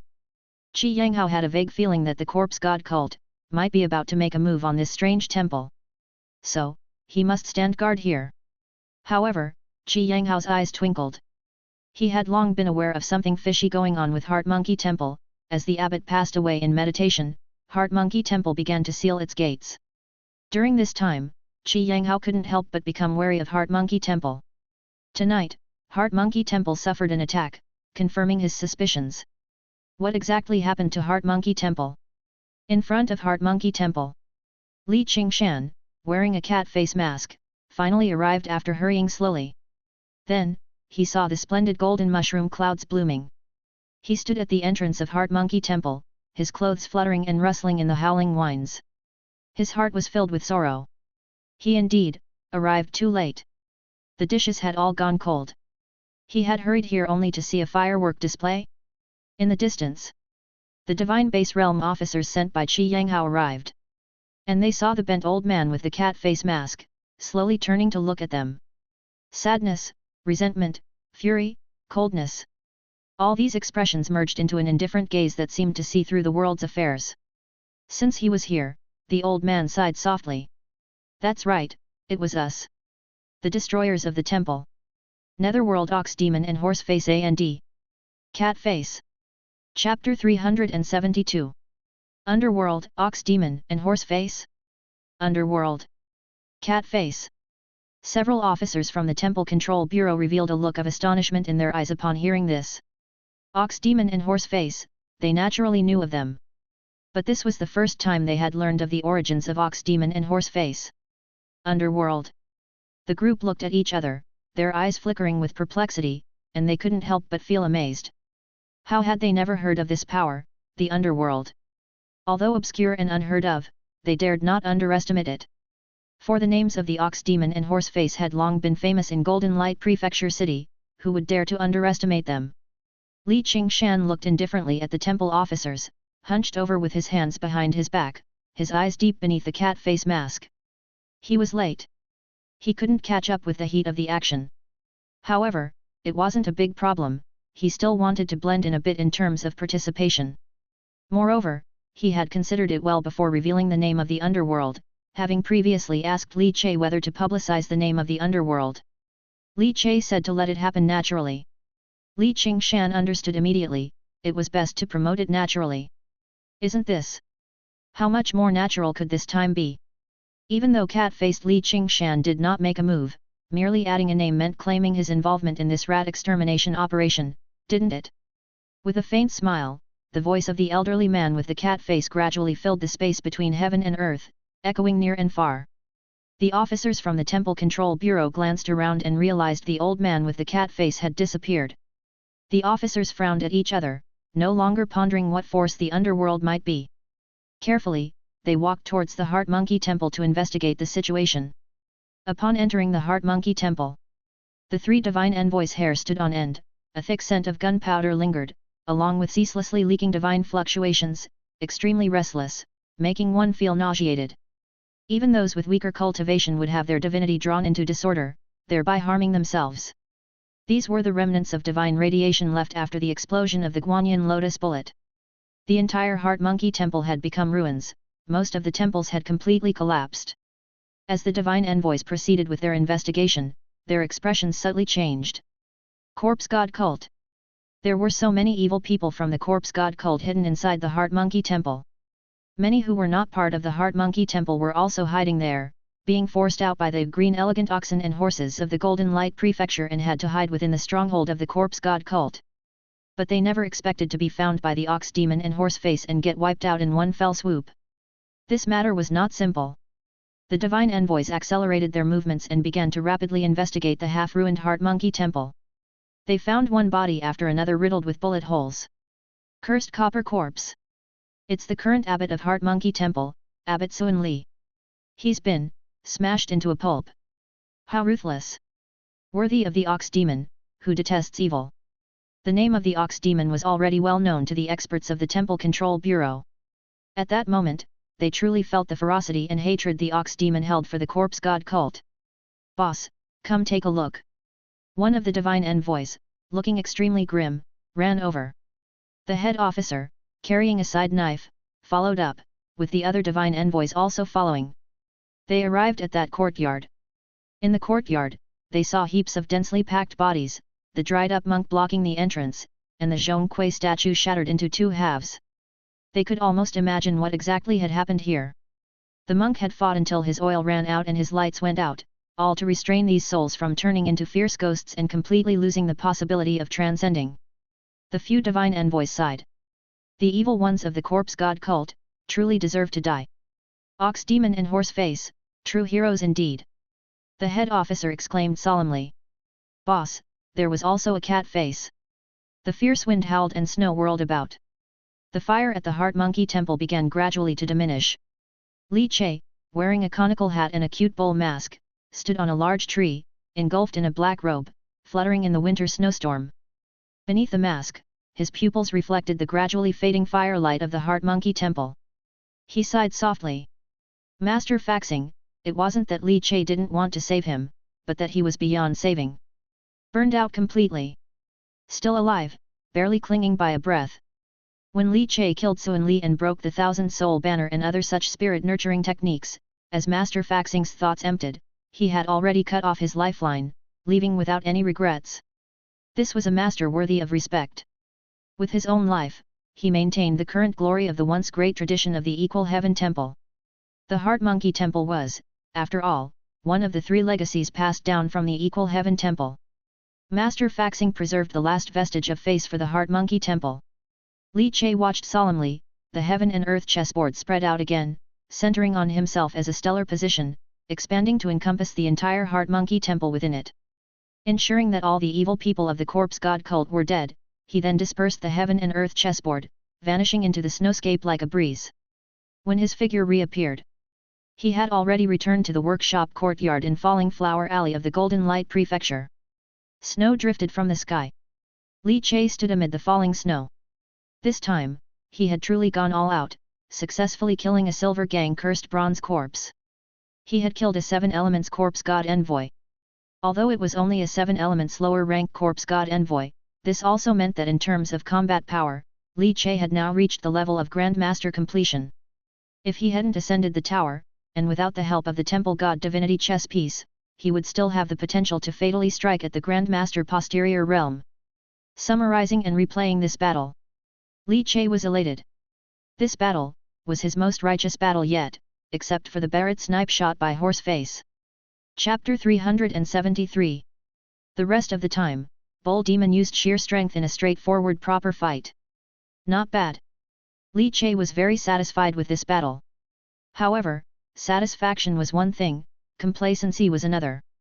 He still needed to review the battle's shortcomings and summarize the experiences. This battle was slightly more difficult than the one against Wen Longshan. In terms of physical strength, Wen Longshan was no match for the Silver Gang cursed copper corpse. His mind stirred. A stream of light emerged before his eyes. Deo Fruit, Dragon Elephant Vajra, LV3, 97%. The battle had increased the maturity by 7%. Not much, but not little either. After all, Li Che had previously gained a significant increase in maturity by killing Wen Longshan. The Silver Gang cursed copper corpse slain now was roughly equal in overall strength to Wen Longshan. Approximately only a 5% increase was expected. The extra 2% must have been added from clearing out other evil people of the corpse god cult in the Heart Monkey Temple. Soon. Li Che's lips curled up. He had not intended this surge to result in a direct transformation. Especially since only 3% more maturity was needed for the promotion. If Li Che was determined, he could even use the divinity from the pure heart Dao fruit to forcibly enhance it. But first, the amount of immaculate heart divinity needed to forcefully enhance the dragon elephant Vajra Dao fruit's LV3 maturity level was enormous. Just his instinct alone told Li Che that if he could increase the Dao fruit's maturity through his own combat experience, then he shouldn't opt for unnatural growth. Li Che chose not to forcefully enhance and transform, he looked forward to the next battle. He sat cross-legged in the courtyard, his powerful chi and blood evaporating the snow covering the whole yard. Inside the house, the fairy in the painting avatars were still diligently nurturing nature. The entire yard was utterly silent. Li Che sat upright, beginning to inventory the gains from this trip. He killed all the evil people who joined the corpse god cult in the Heart Monkey Temple. Any of the evil people who were marked sent a wood raven. In total, he harvested 97 divine aspect divinity chess pieces, 862 divine foundation divinity pieces. The quantity available to create Guanyin lotus bullets had significantly increased. His divine sense tore through Suan Li's Kyunkan Jade, delving into it to start listing the gains. And say, Suan Li, as the new abbot of the Heart Monkey Temple, indeed had substantial resources. Much richer than that 7 elements corpse god envoy whom Li Che ambushed while he lay in wait. 2 7 Yuan divinity crystals, 10 8 extremes divinity crystals, 32 9 luminaries divinity crystals. It's very substantial. Li Che was dazzled by the wealth. Mainly, there are 2 7 Yuan divinity crystals. Li Che guessed that even the resources of the Heart Monkey Temple must have been saved by Suan Li, but if the Heart Monkey Temple's resources were added, then it could be understandable. On the divine weapon front, there was nothing of high rank. Li Che was not surprised. Since it was a declining force, high-ranked divine weapons wouldn't have been preserved. Li Che had now accumulated many 9 luminaries, 10 cities divine weapons. If he found a chance, he could go to the black market and sell them, exchanging them for divine crystals, which were more substantial. The same applied to items like divine methods.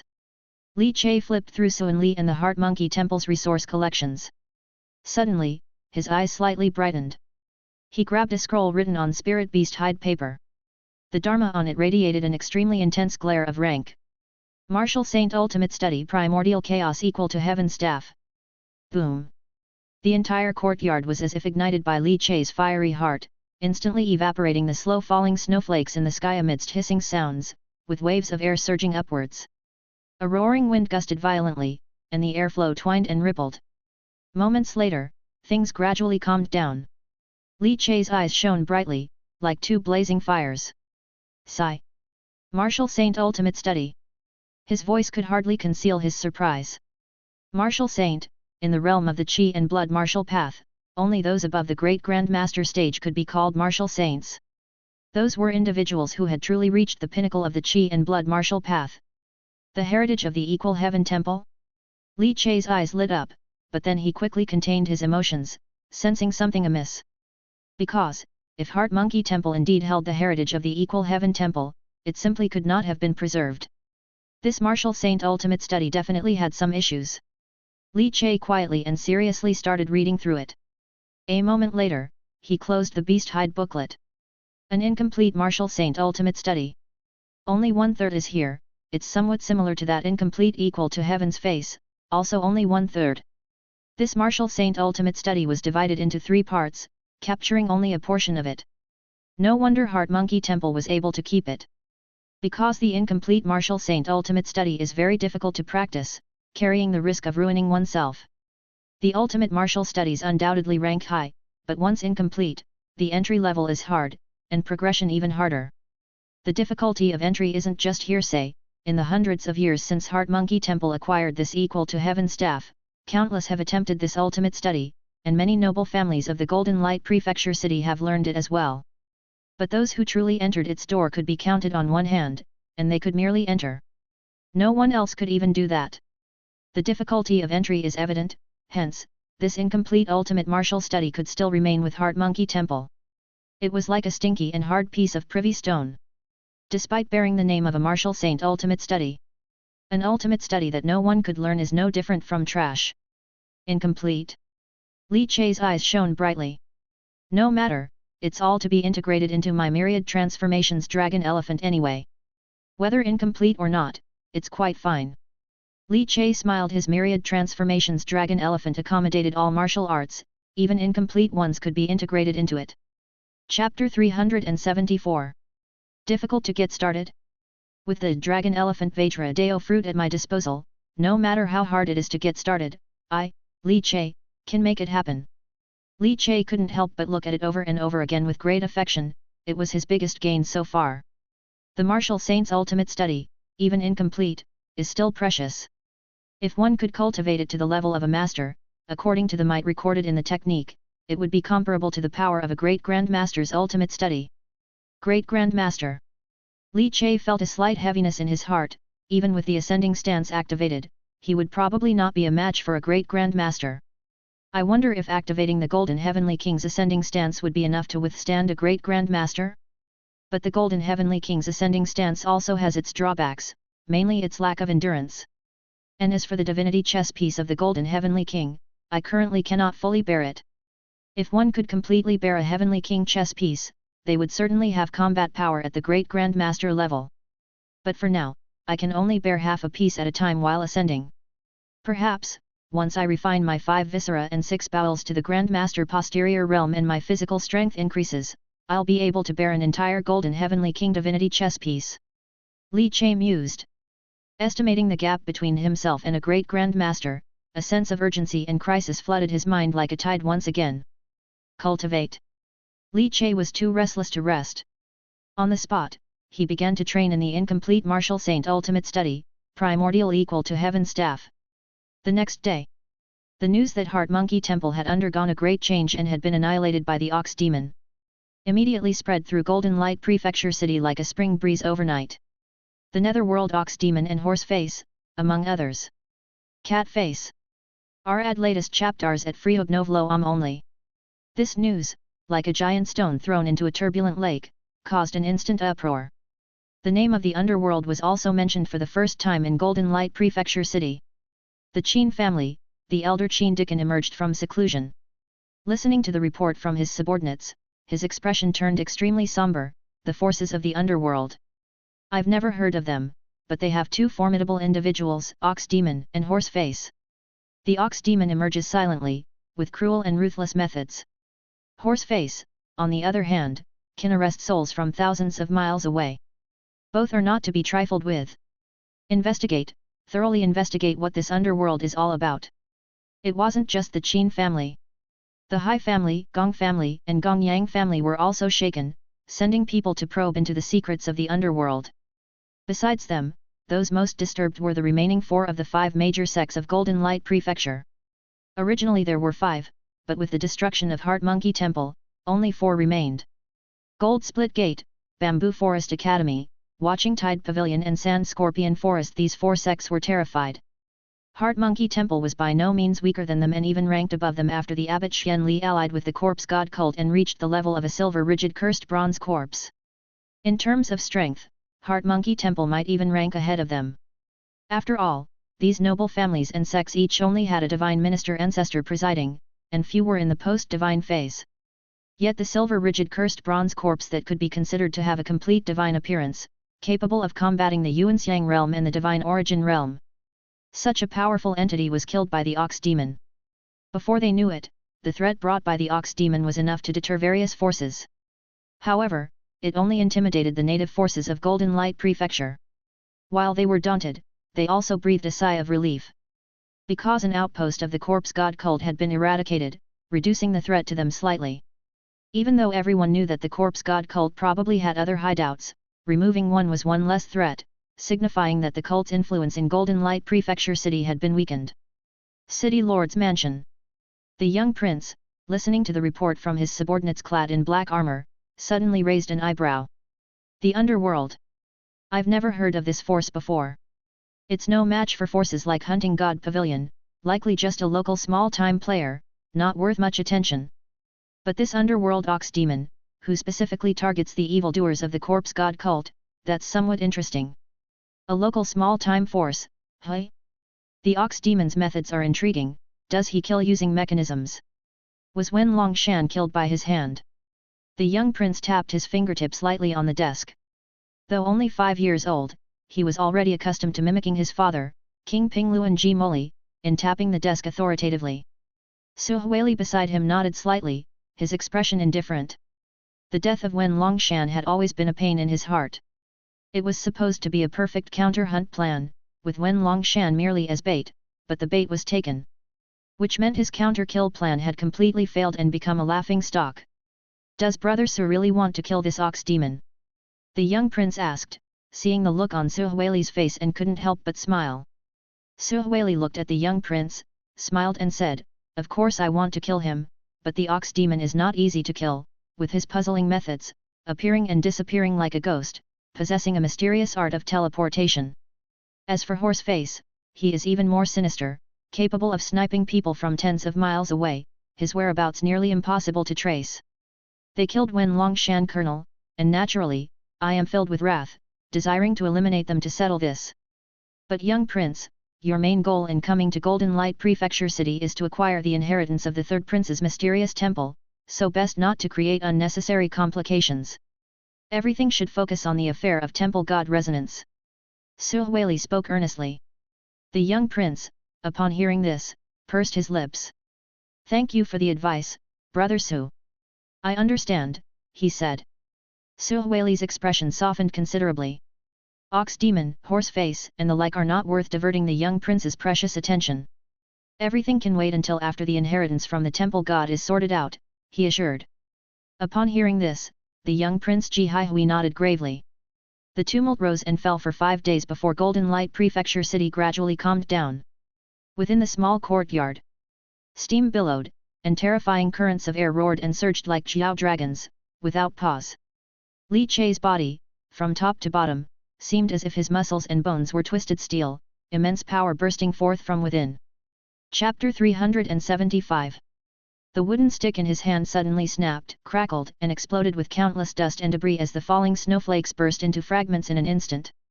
Suddenly, myriad stick shadows interwove and emerged in his hands. Crack! The wooden stick broke and splintered, shattering into endless fragments. Every pore on Li Chei's body was gaping open, spewing hot steam as if tooting breathlessly. The strength of his furnace physique gave him a unique advantage in practicing this primordial equal to heaven staff martial technique. It truly lives up to its reputation as a martial saint ultimate study. Even in its incomplete state, it still stands as a top-notch chi and blood martial arts technique. After training hard for 5 days, I've finally managed to get a grip on this martial saint ultimate study of the staff technique. Li Chei's body sizzled, his sweat rapidly evaporating, the heat distorting the air around his figure. Gradually, his body cooled down, he put on a dark robe, and his physique, as though forged from steel, was brimming with explosive power. "I've entered the door." Li Chei smiled, a hint of unusual light flickering in his eyes. This staff technique was indeed exceptional. The power was extremely formidable, and the training took a unique approach, featuring distinct force application skills. In terms of sheer martial technique force, it was not much less powerful than the attacks of the myriad transformations dragon elephant. And this was just the beginning. If he reached the master level, he might truly unleash the power of a blow from a great grandmaster level expert. After a quick tidy up, Li Chei sat down in the courtyard, took out a 7-yuan divinity crystal, and began to absorb and refine it. He finished about half an hour later, ending his cultivation. He allowed the fairy in the painting avatars to continue their cultivation. Then he changed into a clean dark robe, braved the wind and snow, and left the small courtyard. He arrived at the Kintianjian treasure building on the cliff edge. Li Chei shook off a few snowflakes mixed in his clothes and stepped into the building. Upon seeing Li Chei, Shang Guanqinghong hurriedly put on her shoes and sprinted over. "Chei!" Her face bore a look of urgency. Li Chei's face wore a gentle smile. "What's the matter?" "They're here, the examiners from the Kintianjian for your second-class guest official assessment have arrived," said Shang Guanqinghong. "And it's not just someone from the state city Kintianjian, but a vice-supervisor from the Kintianjian in southern Ridge Jianyuan Taoist city." After Shang Guanqinghong finished, Li Chei's eyes showed a trace of surprise. "A vice-supervisor from the Dao City Imperial Heavenly Observatory?" This was a really big shot, a step above the deputy inspector Lin Qiu. After all, one was a vice-supervisor for a Taoist city, the other for a mansion city. It was the difference between provincial and municipal. Why would a Dao City vice-supervisor come to proctor the exam? Wasn't it said that for a second-class guest official, an official from the provincial Kintianjian would suffice? Li Che expressed his confusion. Shang Guanqinghong, with her well-informed insights, said gravely. Because, the temple god resonance at the third prince's mysterious temple, right? This vice supervisor from the Qintianjian has also brought a divine child, and the Temple Control Bureau did the same, bringing a divine child too. This temple god resonance is too important, the great supervising minister said that a legacy might emerge, so naturally, the imperial court is also paying great attention.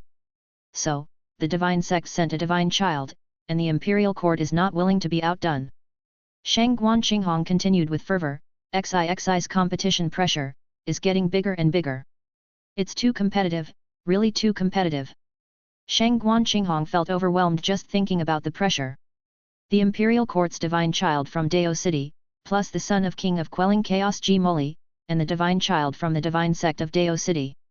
If Golden Light Prefecture City had not produced XIXI as a divine child this year, relying solely on several supreme spiritual children and upper-class spiritual children, I fear we would be thoroughly crushed. Li Che also became solemn. Since they're coming for the temple god resonance, the Dao City Qintianjian vice supervisor took the opportunity to take on your assessment as well. This is not good news.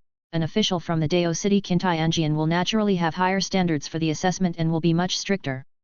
Li Che raised his eyebrows slightly. He was about to learn more details from Shang Guanqinghong. But Gong Yunli and Gong Yang Liancheng had already come down from upstairs together, and upon spotting Li Che, they waved him over. Master Li Che, your timing is perfect. We were just about to notify you that your second-class guest official assessment is ready. Compose yourself and the assessment will start shortly, said Gong Yang Liancheng with a smile. Gong Yunli, on the other hand, clenched her fists and nodded vigorously, her chest heaving with emotion. I'm counting on you. Gong Yunli was extremely earnest. Li Che was her guest official, and if he became a second-class guest official, it would reflect well on her. But her lovely brows soon drooped down. However, the proctor for this examination is Liu Yao from the Dao City Imperial Heavenly Observatory, known for his strictness, and the difficulty of the second-class guest official examination is already immense. It might be quite difficult for you. Even though Gong Yunli was very optimistic about Li Che, some anxiety began to emerge. It wasn't that she lacked confidence in Li Che. Rather, Li Che had only been a third-class guest official for a short time, and the difficulty of becoming a second-class guest official was extreme. The probability of Li Che failing was very high. Gong Yang Liancheng standing beside also held this view. He was not optimistic about Li Che becoming a second-class guest official, mainly because Gong Yang Liancheng felt that Li Che still needed some time to consolidate and accumulate experience. He shook his head slightly, knowing that Li Che had a talent for wood carving and was recommended by Li Qingshan to join the Qintian Observatory as a guest official. But having a talent was one thing. The difficulty of the second-class guest official examination still depended on accumulation and experience. Yet Li Che didn't care at all. After all, his immortal artisan Dao fruit talent had improved again, reaching level 4. In wood carving, Li Che's skill had elevated to a higher grade. Right, the second-class guest official examination will test your mastery of the thousand-armed divine sculpting technique. You must have achieved major accomplishment. The more proficient you are, the more advantageous it will be for passing the examination. This is very important, Gong Yang Liancheng suddenly spoke up. Li Che looked at him and nodded with a smile. All right, come on up with us. Gong Yunli pulled Li Che and headed upstairs. Shang Guanqinghong picked up her small stool, packed some snacks, and secretly followed them. The examination room. When Gong Yunli and Li Che arrived, someone was already waiting in the room. The chief supervisor, who was rarely seen without playing his erhu, was sitting in a taishi chair, conversing and drinking tea with a figure in the white robe of the astrological bureau. Next to the white-robed figure, a young boy stood quietly with his hands folded. As soon as Li Che entered, his gaze was involuntarily drawn to the young boy. Li Che's brow quirked. A crossbow hidden up the sleeve and a belt wound around the waist with 3 loops of 1,000 spider threads. Li Che almost thought he was seeing a younger version of himself. Meanwhile, the gaze of the white-robed figure, who was having tea with the chief supervisor, also fell on Li Che. In an instant, Li Che felt a scorching primordial spirit energy sweeping towards him. The luxurious carriage wheels crushed the snow on the ground, ploughing 2 long tracks in it. The carriage stopped outside the white marble archway at the bottom of the Divine Sect Branch Mountain Gate. 6 black-armored knights riding demon blood treasure horses pulled the reins and dismounted. The one-armed charioteer jumped down from the carriage. From inside the carriage, the young Prince Ji Haihui, wearing a fox fur cloak and with a jade-like complexion and amethyst eyes, stepped down. He looked up, hands behind his back, gazing at golden light peak that reached into the clouds like a towering spear, and smiled. "Grandfather Shuetufu, let us go," he said. "To meet this divine child of Golden Light Prefecture, whom my father instructed me to watch closely, someone we cannot afford to underestimate." Shuetufu, wearing a hat and simple clothes, with a dark utility knife hanging at his waist, had an empty sleeve fluttering in the wind and snow. "All right." So Shuetufu pressed down his hat and in worn-out straw shoes. He took a step forward. And stepped onto the first blue stone stair of the Divine Sect Mountain Gate. The old man guarding the Divine Sect Gate changed expression slightly. A divine foundation appeared behind him as he grabbed a red tasseled spear, ready to step out of the guardhouse. However, the one-armed old man did not even glance at him. He simply lifted one finger and lightly pressed it down. The divine foundation behind the old man was suppressed back into his body. His whole face became red, he sat down with a thud, veins popping on his forehead, fingers trembling without stop, yet he was unable to move. The one-armed old man looked up, his eyes deep, as he took another step. Suddenly, a terrifying aura emanated from him, like a flood bursting forth, surging upwards. It seemed as if the entire divine sect was shaken by the impact. The son of the king of quelling chaos, the young prince Ji Haihui, has come to pay respects to the mountain. Chapter 376. The plain snow exploded into a mist, drifting between heaven and earth. The entire cobblestone mountain path, like a giant dragon, started to roll and tremble, causing the copious amounts of accumulated snow on the path to surge down like an avalanche. With a single step on the cobblestone, the aura of the old man in the lone sleeve changed completely. It was as if he had awakened in an instant, like a tiger opening its eyes, earth-shattering. A cry to pay respects to the mountain thundered like an explosion. It stirred up a violent current of air, which blocked the many snow slides like a tide. Thousands of dust clouds burst forth, resembling white river waves. Then, the old man in the lone sleeve began to stride forward, and with just one step, his body shot up as if it were a cannonball. His speed was too fast. So fast it reached the extreme. Faster than an arrow leaving a bowstring. Whoosh whoosh. The cold wind of winter, blown away, twisted the air in an indescribable display of aura that radiated from the old man, forming a unique domain around him. The rising heat of his chi blood baked the snow-covered mountain, causing the void to become misty and distorted. It was like a great sun rising from below the mountain, magnificent and radiant, spreading light and heat. Great Grand Master! At this moment, the entire Golden Light sub-sect trembled. Inside the mountain gate, disciples from various peaks and veins trembled with shock. Almost at the same time, across various peaks within the sub-sect, powerful auras burst forth. At Zhenglei Peak, Li Qingshan suddenly became furious, his fingers clenching as the ramhorn hammer slid into his palm and he picked it up. With the gates wide open, he moved swiftly, his divine minister aura bursting forth, as if a thunderous divine general with wings on his back spanned the heavens and the earth. At Twin Sleeves Peak, the scholarly elder Zhang Qingzheng, who was reading a book, suddenly slammed it shut, unable to contain his anger. Stepping forward, his presence swept through the area, carrying him out at an explosive speed. At Red Cloud Peak, Zhu Hongdou was polishing her red divine spear and sensed the moment the great Grand Master's aura burst forth from the bottom of the mountain. Without hesitation, she thrust her spear and shot out. At Nanshan Peak, the eldest elder, Wang Wu, sighed lightly and with a tap of his peachwood walking stick, he too stood up. Above Golden Light Peak, Nan Luo's expression remained unchanged, his white robe fluttering in the wind. By his side, Taoist King Kuyu's face grew even more bitter. "Junior brother, as you predicted, this young prince, after all, couldn't sit still and has come," he said. "To pay respects to the mountain, that's actually a show of force," Taoist King Kuyu muttered, shaking his head. Nan Luo laughed, "No, it's not a show of force, it's a probe." "A probe?" Taoist King Kuyu asked, puzzled. "He's probing you, elder brother. The young prince is ostensibly here to witness XIXI, wanting to see the natural-born divine child of the Golden Light Prefecture, and to gauge the caliber, but in fact, by having a great Grand Master pay respects to the mountain." The aim is to test the strength of the authentic divine sect newcomer, you, elder brother. Our Golden Light sub-sect, after all, is a branch of the divine sect, and with the authentic presence, it will certainly not stand idly by, equally representing the divine sect. The Great Grand Master paying respects to the mountain is meant to see if the divine sect has sent a divine primordial true person this time. Nan Luo's white robe rustled, his white hair fluttering uncontrollably. Upon hearing this, Taoist King Kuyu was suddenly struck. Ah! Indeed, it is so. Nan Luo gave Taoist King Kuyu a meaningful look. To contend or not, to kill or not, sometimes these are not choices you get to make. With nothing more to say, his great sleeves whirled, swept behind him, with a step he drifted downwards, landing on the flat area of Golden Light Peak. Lu Yangyuan and Sang Guanyin arrived one after another. Xixi and little fatty Zhou Peng, the stunningly beautiful girl Yuni, and many supreme spiritual children and upper-class spiritual children gathered together for training on Golden Light Peak, hurried over. Sect Master Teacher! Someone's starting a fight! Xixi exclaimed, her big eyes wide with excitement. Shh! Xixi, you can't speak recklessly, little fatty Zhou Peng, his cheeks shaking, quickly warned.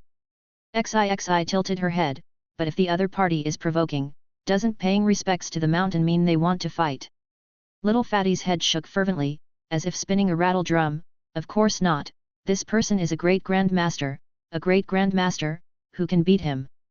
Unless one of the great Grand Masters from our authentic sect comes over, or a divine primordial true person makes a move, otherwise, most likely, we'll just have to take the beating. A great Grand Master, with a flawless and complete physical body, condensing divine gang, spirit and blood refined into a human body treasure elixir, achieving the elixir is enough to dominate among peers. Little fatty took a deep breath, enlightening Xixi about the great Grand Master's power. Xixi opened her mouth in awe, her eyes sparkling, then how many fireworks would it take to blow him up? Little fatty! Well, that was a wasted effort, this young girl had nothing but fighting on her mind.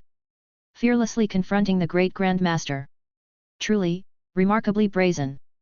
Sure enough, she is a child born in the year of the ox. Yuni, meanwhile, chuckled behind a hand and quietly pulled Xixi aside to whisper. Xixi's expression grew serious upon hearing her words. Nan Luo arrived with his hands behind his back, glanced over the group of little ones, and did not bid them to leave. He wasn't worried that the young prince, with the great Grand Master in tow, would dare to commit a massacre inside the Golden Light sub-sect's mountain gate. After all, the activation of the temple god resonance still required their Golden Light sub-sect. Presumably, they had come to pay respects to the mountain, to intimidate their peers with their aura, to deter the divine sect's divine and spiritual children, so that they would underperform in the upcoming temple god resonance. Thump thump thump! The entire mountain was trembling. Chapter 377. The four elder god phenomenons arrived in succession, landing atop Golden Light Peak. Li Qingshan's face was gloomy, clutching the ramhorn hammer, feeling the suffocating oppression and involuntarily inhaling and exhaling to adjust the fluctuation of his inner breath. A great Grand Master Ah! The physical body without fault or leak, forming a Vajra indestructible body, the 5 viscera and 6 bowels forged to the limit, the chi connecting the whole body in all apertures, condensing divine gang, God's intent and blood and flesh binding to form the human body treasure elixir. Once the elixir is achieved, it's like a domain, and the will is like a god. The most terrifying aspect of a great Grand Master is their fearsome martial Dao will. Li Qingshan was now only at Grand Master completion, having refined the true intent ultimate study of 8 flood dragons overturning the rivers into 5 blood chi jiaolong. However, if he wanted to step into the realm of a great Grand Master, it seemed far off, even hopeless. Grasping true intent, melting and refining the 5 viscera and 6 bowels, cultivating a supreme study to the transformation realm, and giving birth to true intent domain is what defines Grand Master completion, seemingly just one step away from a great Grand Master. But in reality, this one step is harder to cross than anyone could imagine. Just like elemental appearance striving to break barriers and step into the realm of divine origin, becoming a divine element true person. Even more difficult. A great Grand Master on the bloody battlefield is enough to fight against thousands of troops and remain undefeated. Even not just any ordinary army, but the most elite, battle-hardened martial husband's ironclad army of the Grand Prospect dynasty. Even just a great Grand Master who had initially condensed divine gang, seen from the perspective of Dao City, belonged to first-rate powerhouses. Nan Luo's face was unchanged, his divine sense expanding, taking on all the terrifying auras to prevent the divine children from being affected. When the young prince entered Golden Light Prefecture, he had foreseen this situation, so he wasn't surprised. As a son of the king of quelling chaos G Moli, such domineering behavior was completely understandable. Boom! A sound of breaking through the air echoed, followed by a one-armed elder, who thunderously descended upon the mountain peak. With one step, it seemed as if the entire mountain forest was trembling underfoot, all grass and mud shaking vigorously.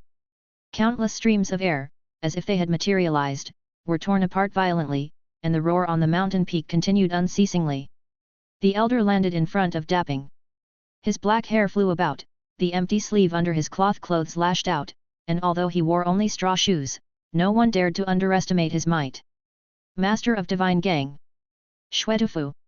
Nan Luo murmured softly. He was well acquainted with the strong figures around Ji Moli.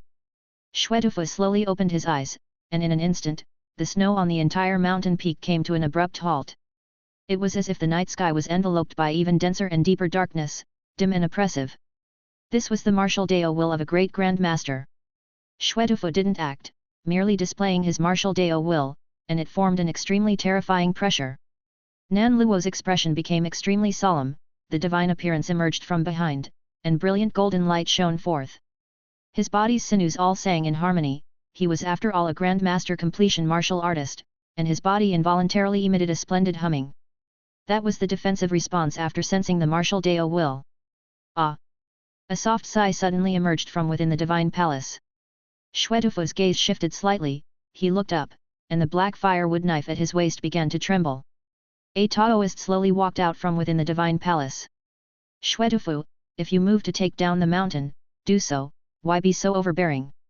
The martial Dao will is like a wildfire, how can these children withstand it? You've gone too far. The Taoist sighed again. The next moment, he flicked his whisk. His hands forming seal formulas, his divinity surged out, overwhelmingly filling the sky, with a brightly spinning golden treasure elixir floating up behind him. Inside the treasure elixir, divine appearances were contained, radiating dazzling golden light and overflowing brilliance. All kinds of divinity, God's intent, and primordial spirit were all ensconced within. Shen Yuan Golden Elixir. The appearance of this Shen Yuan Golden Elixir. Instantly, a terrifying pressure swept out from the Taoist, like a tide covering the earth, harshly impacting Xuetufu's martial arts' true intent. Boom! As if the heavens and earth were drumming, a muffled explosion. Xuetufu involuntarily retreated a step, his face showing a slight change. His palm had completely fallen onto the firewood knife at his waist. Divine Element True Person. Qian Yuan Divine Sex Wang Kuyu, have you broken through to Divine Primordial? Xuetufu took a deep breath, feeling the surging divine hierarchy oppressing him, forcefully striking and suppressing his martial Dao true intent. His expression couldn't help but become much more grave.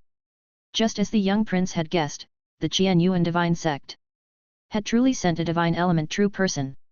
Meanwhile, the entirety of Golden Light Peak had fallen into silence. Li Qingshan, Zhu Hongdou, and other elder god phenomenons all turned around in disbelief. Sensing that terrible hierarchical oppression that nearly prevented the flow and functioning of the divinity within their bodies, they were immensely shocked. Divine Element True Person. The sect master's senior brother had actually managed to condense the 9 deaths and 1 life Shen Yuan Golden Elixir successfully, becoming a revered Divine Element True Person. Nan Luo looked back, his deep eyes filled with a touch of relief. The entirety of Golden Light Prefecture City was shaken.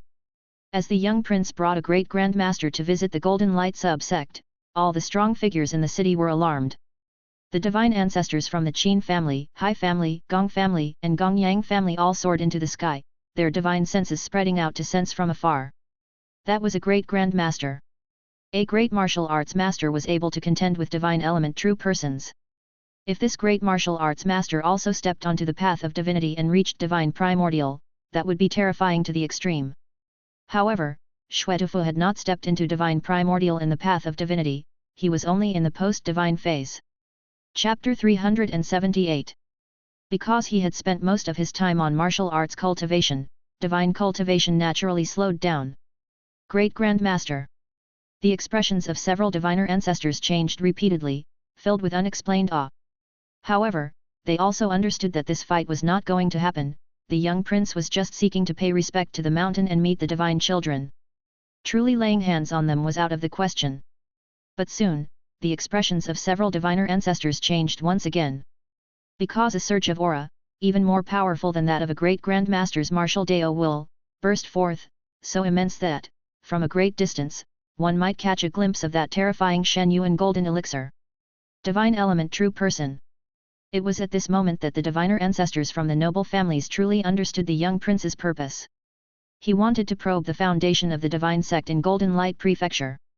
The divine sect still had a divine element true person hidden within Golden Light Prefecture. This was beyond anyone's expectation. For a time, a chill rose throughout the bodies of the elders. Cliff's Edge Treasure Tower. Kintian Observatory. Inside the examination room, Li Chei's gaze rested on the white-robed figure and the child beside them. A familiar feeling came over him, quite suddenly. Sleeve crossbow, 1,000 spider threads. Li Chei shook his sleeve slightly. The sleeve crossbow and 1,000 spider threads hidden within it felt a tad hot to handle at this moment. However, Li Chei's expression changed slightly. The thunder chess piece left on XIXI immediately sensed the incident occurring atop Golden Light Peak. Even without the perception of the thunder chess piece, one could almost sense the powerful aura erupting from Golden Light Peak. The chief supervisor and the vice director from Dao City exchanged glances, and almost simultaneously, they disappeared from the room. They landed atop the tower of the treasure building, looking in the direction of the mountain gate of Golden Light subsect. It truly is Ji Moli's son, fierce and unparalleled, indeed he has probed it out. Unexpectedly, Wang Kuya has actually forged the Shen Yuan golden elixir amidst life and death crises, breaking through to the divine origin realm, achieving the status of a true person. The chief supervisor sighed incessantly, moved by the scene before him to the point of wanting to draw a bow across an erhu. The vice director from Dao City, with his hands clasped behind his back and a flicker in his eyes, also gave a slight nod. Indeed, it was unexpected. He and Wang Kuya were both from Dao City, but Wang Kuya's breakthrough to the realm of divine origin was so well hidden. The breakthrough to divine primordial by elemental appearance is extremely grand, and at times, people are even invited to witness it. One can only say that Wang Kuya might have concealed it on purpose, for the sake of coming to Golden Light Prefecture City, for this temple god resonance. Liu Yao from the Dao City Imperial Observatory laughed lightly, his eyes twinkling with speculation. The chief supervisor glanced at him but did not say anything. There won't be a fight, indeed it is a paying of respect. The young prince wanted to test these divine children to see if there are any among them that pose a threat. If there's no fight, all will be well, we shall continue the examination. Liu Yao said. The next moment, he was already back inside the examination room. Li Chei stood quietly, while the divine child beside Liu Yao stared at Li Chei, as if he had found a familiar aura on him. Liu Yao glanced at Li Chei, a slight smirk on his face. Master Li Chei, have you received the legacy of the Tang family? After the Tang family was destroyed, most of its disciples joined the Kintian Observatory in search of a way out, and this divine child comes from Qianyuan Daoist City, a newly risen noble from the Tang family. Tang Ren. Upon hearing this, Li Chei came to a realization. So he was a legitimate descendant of the Tang family. I had once entered Divine Carving Ridge and was favored by the master of Divine Carving Ridge, who then taught me some mechanical techniques. Li Chei said with a warm smile. The young boy, Tang Ren, had his eyes light up. Could it be Grandpa Tang Sanjia? Li Chei nodded, and immediately, the little boy hopped up with excitement, almost running over to tug on Li Chei's sleeve, eager to have him bring him to meet the master of the Divine Carving Ridge, Tang Sanjia. Tang Ren, do not be impetuous, Master Li is about to prepare for the second-class guest official examination. Liu Yao said sternly. Little Tang Ren immediately let go of Li Chei's sleeve and stood to the side, earnestly, but his eyes still held a fervent eagerness akin to meeting a fellow countryman. Li Chei smiled and turned to the examiner, Liu Yao. Liu Yao nodded his head, and the examination room suddenly fell silent. Li Chei, from Feilei City, has been involved in wood carving for over 4 years, entered Golden Light Prefecture City Imperial Observatory last year, passed the third-class guest official examination, and became a third-class guest elder of the Kintian Observatory. In the second year, initiated the second-class guest official examination. If it is not passed this time, it cannot be initiated again within 3 years. Liu Yao said in a solemn voice. His somber tone echoed within the examination room.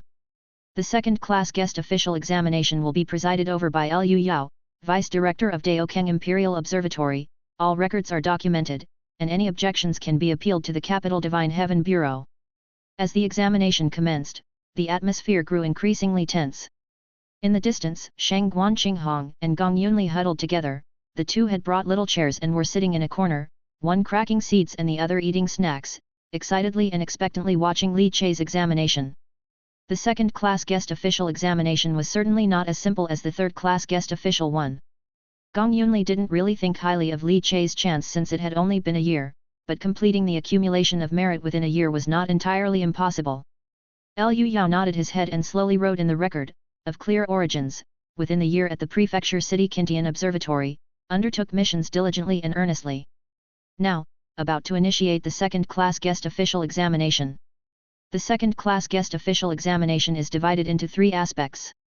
They are cultivation, proficiency in divine carving techniques, and practical skill level in wood carving. Liu Yao looked towards Li Chai and said solemnly. Firstly, for the cultivation examination, to become a second-class guest elder, one's qi and blood cultivation must reach the meridian connection realm, and divine cultivation must cast the divine foundation. Chapter 379. Master Li, demonstrate your cultivation.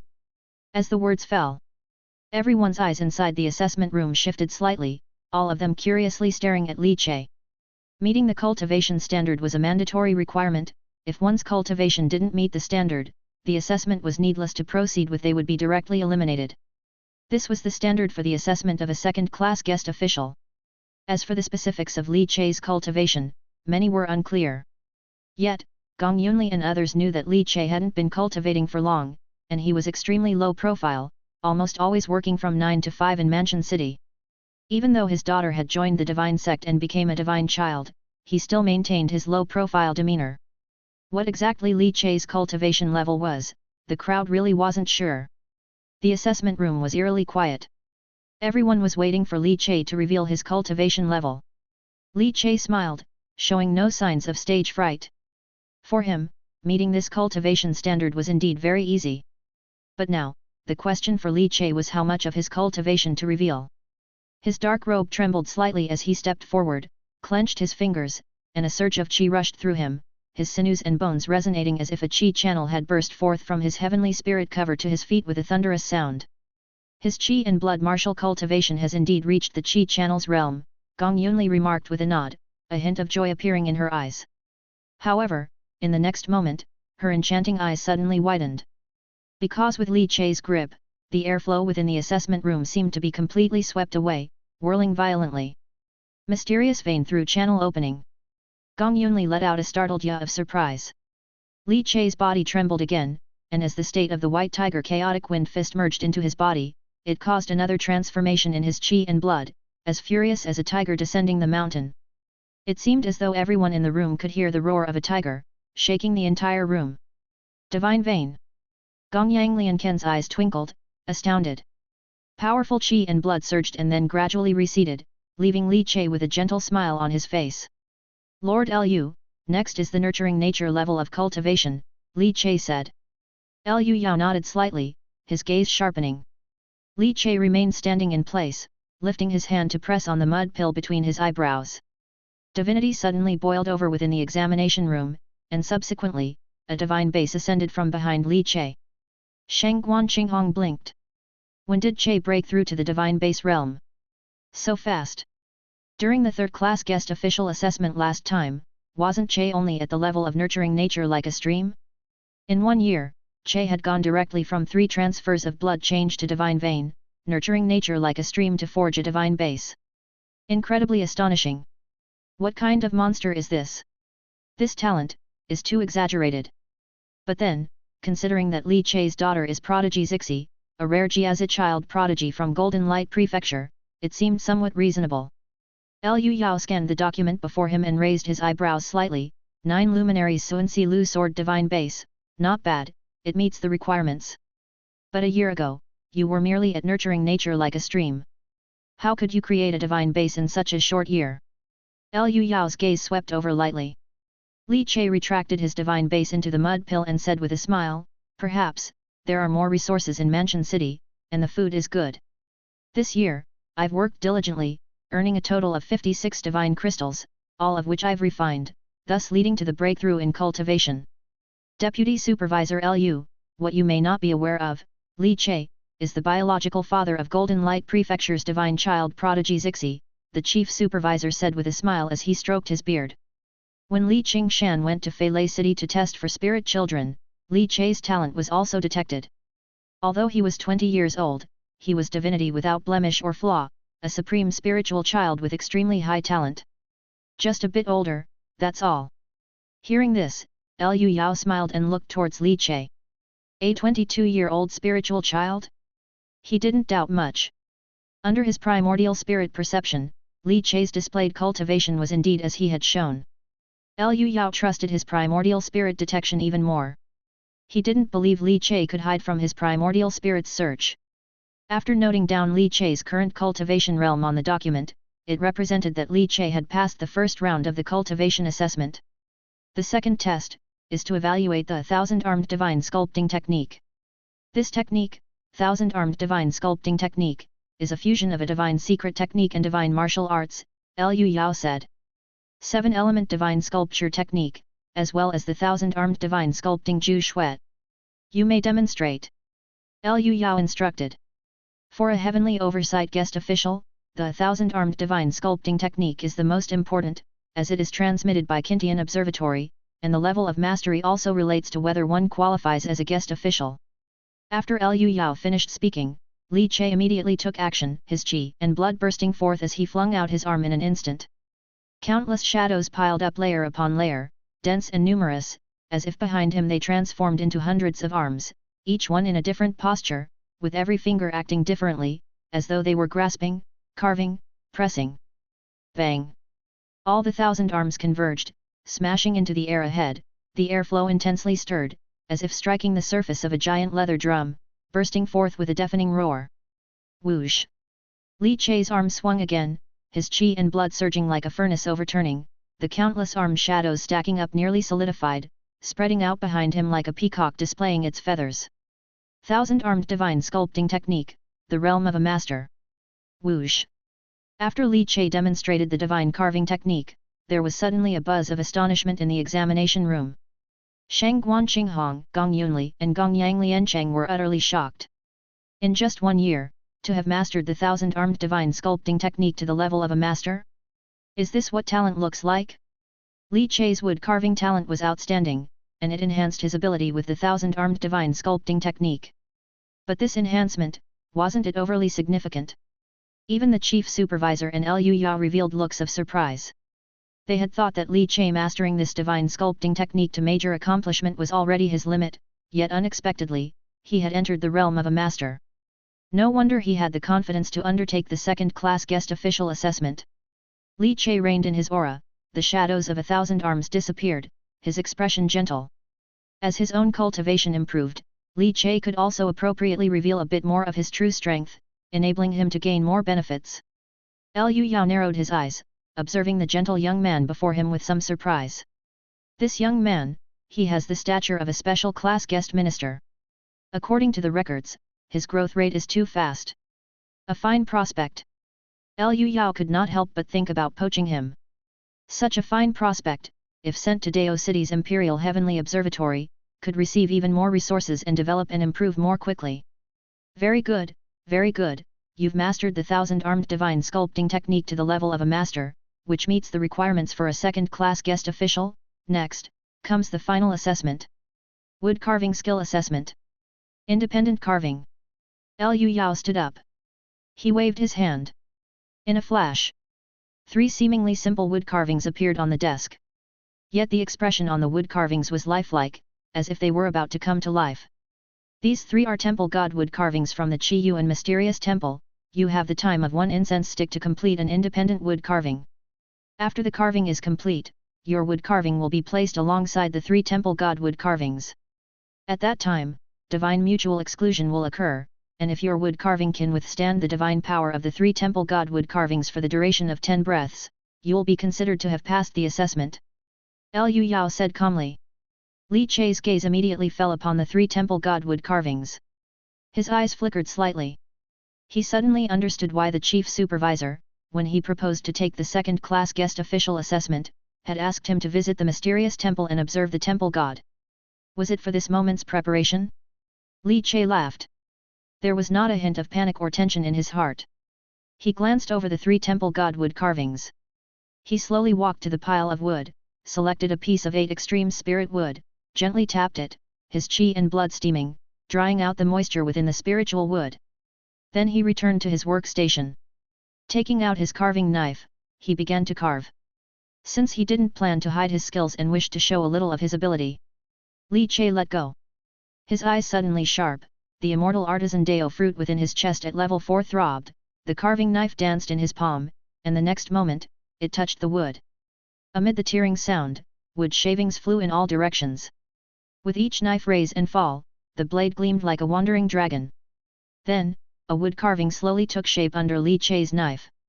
Dressed in locked golden armor, crowned with a phoenix wing purple gold crown. His eyes blazing like golden fire. Holding a primordial staff, with cloud-turning flow beneath his feet. In an instant, the 3 temple god wood carvings that Liu Yao had brought out and placed on the table, uncontrollably burst forth with divinity. Inside the examination room, divinity boiled and churned. In the 9 Dragons River, the river water surged with a great tide. Chapter 380. Boom! Huge waves suddenly rose, ferociously crashing upon the cliffside, generating towering white foam several jong high. The typically tranquil 9 Dragons River in the winter had suddenly become restless. It even whipped up large waves that lashed against the rocks. This unexpected event naturally attracted the attention of many. The divinity that permeated the air suddenly began to boil over. It was the divinity contained within the exploding waters of the 9 Dragons River, stemming from the divinity that spread and bred within the 9 Dragons River from the 4 imperial arms, the furious Lotus Prison, and the 3rd Anger Prince's sinister temple. The river's churning. How is that possible? Shang Guan Qinghong and Gong Yunli both approached the carved wooden window and looked out just in time to see the river waters raging and roaring.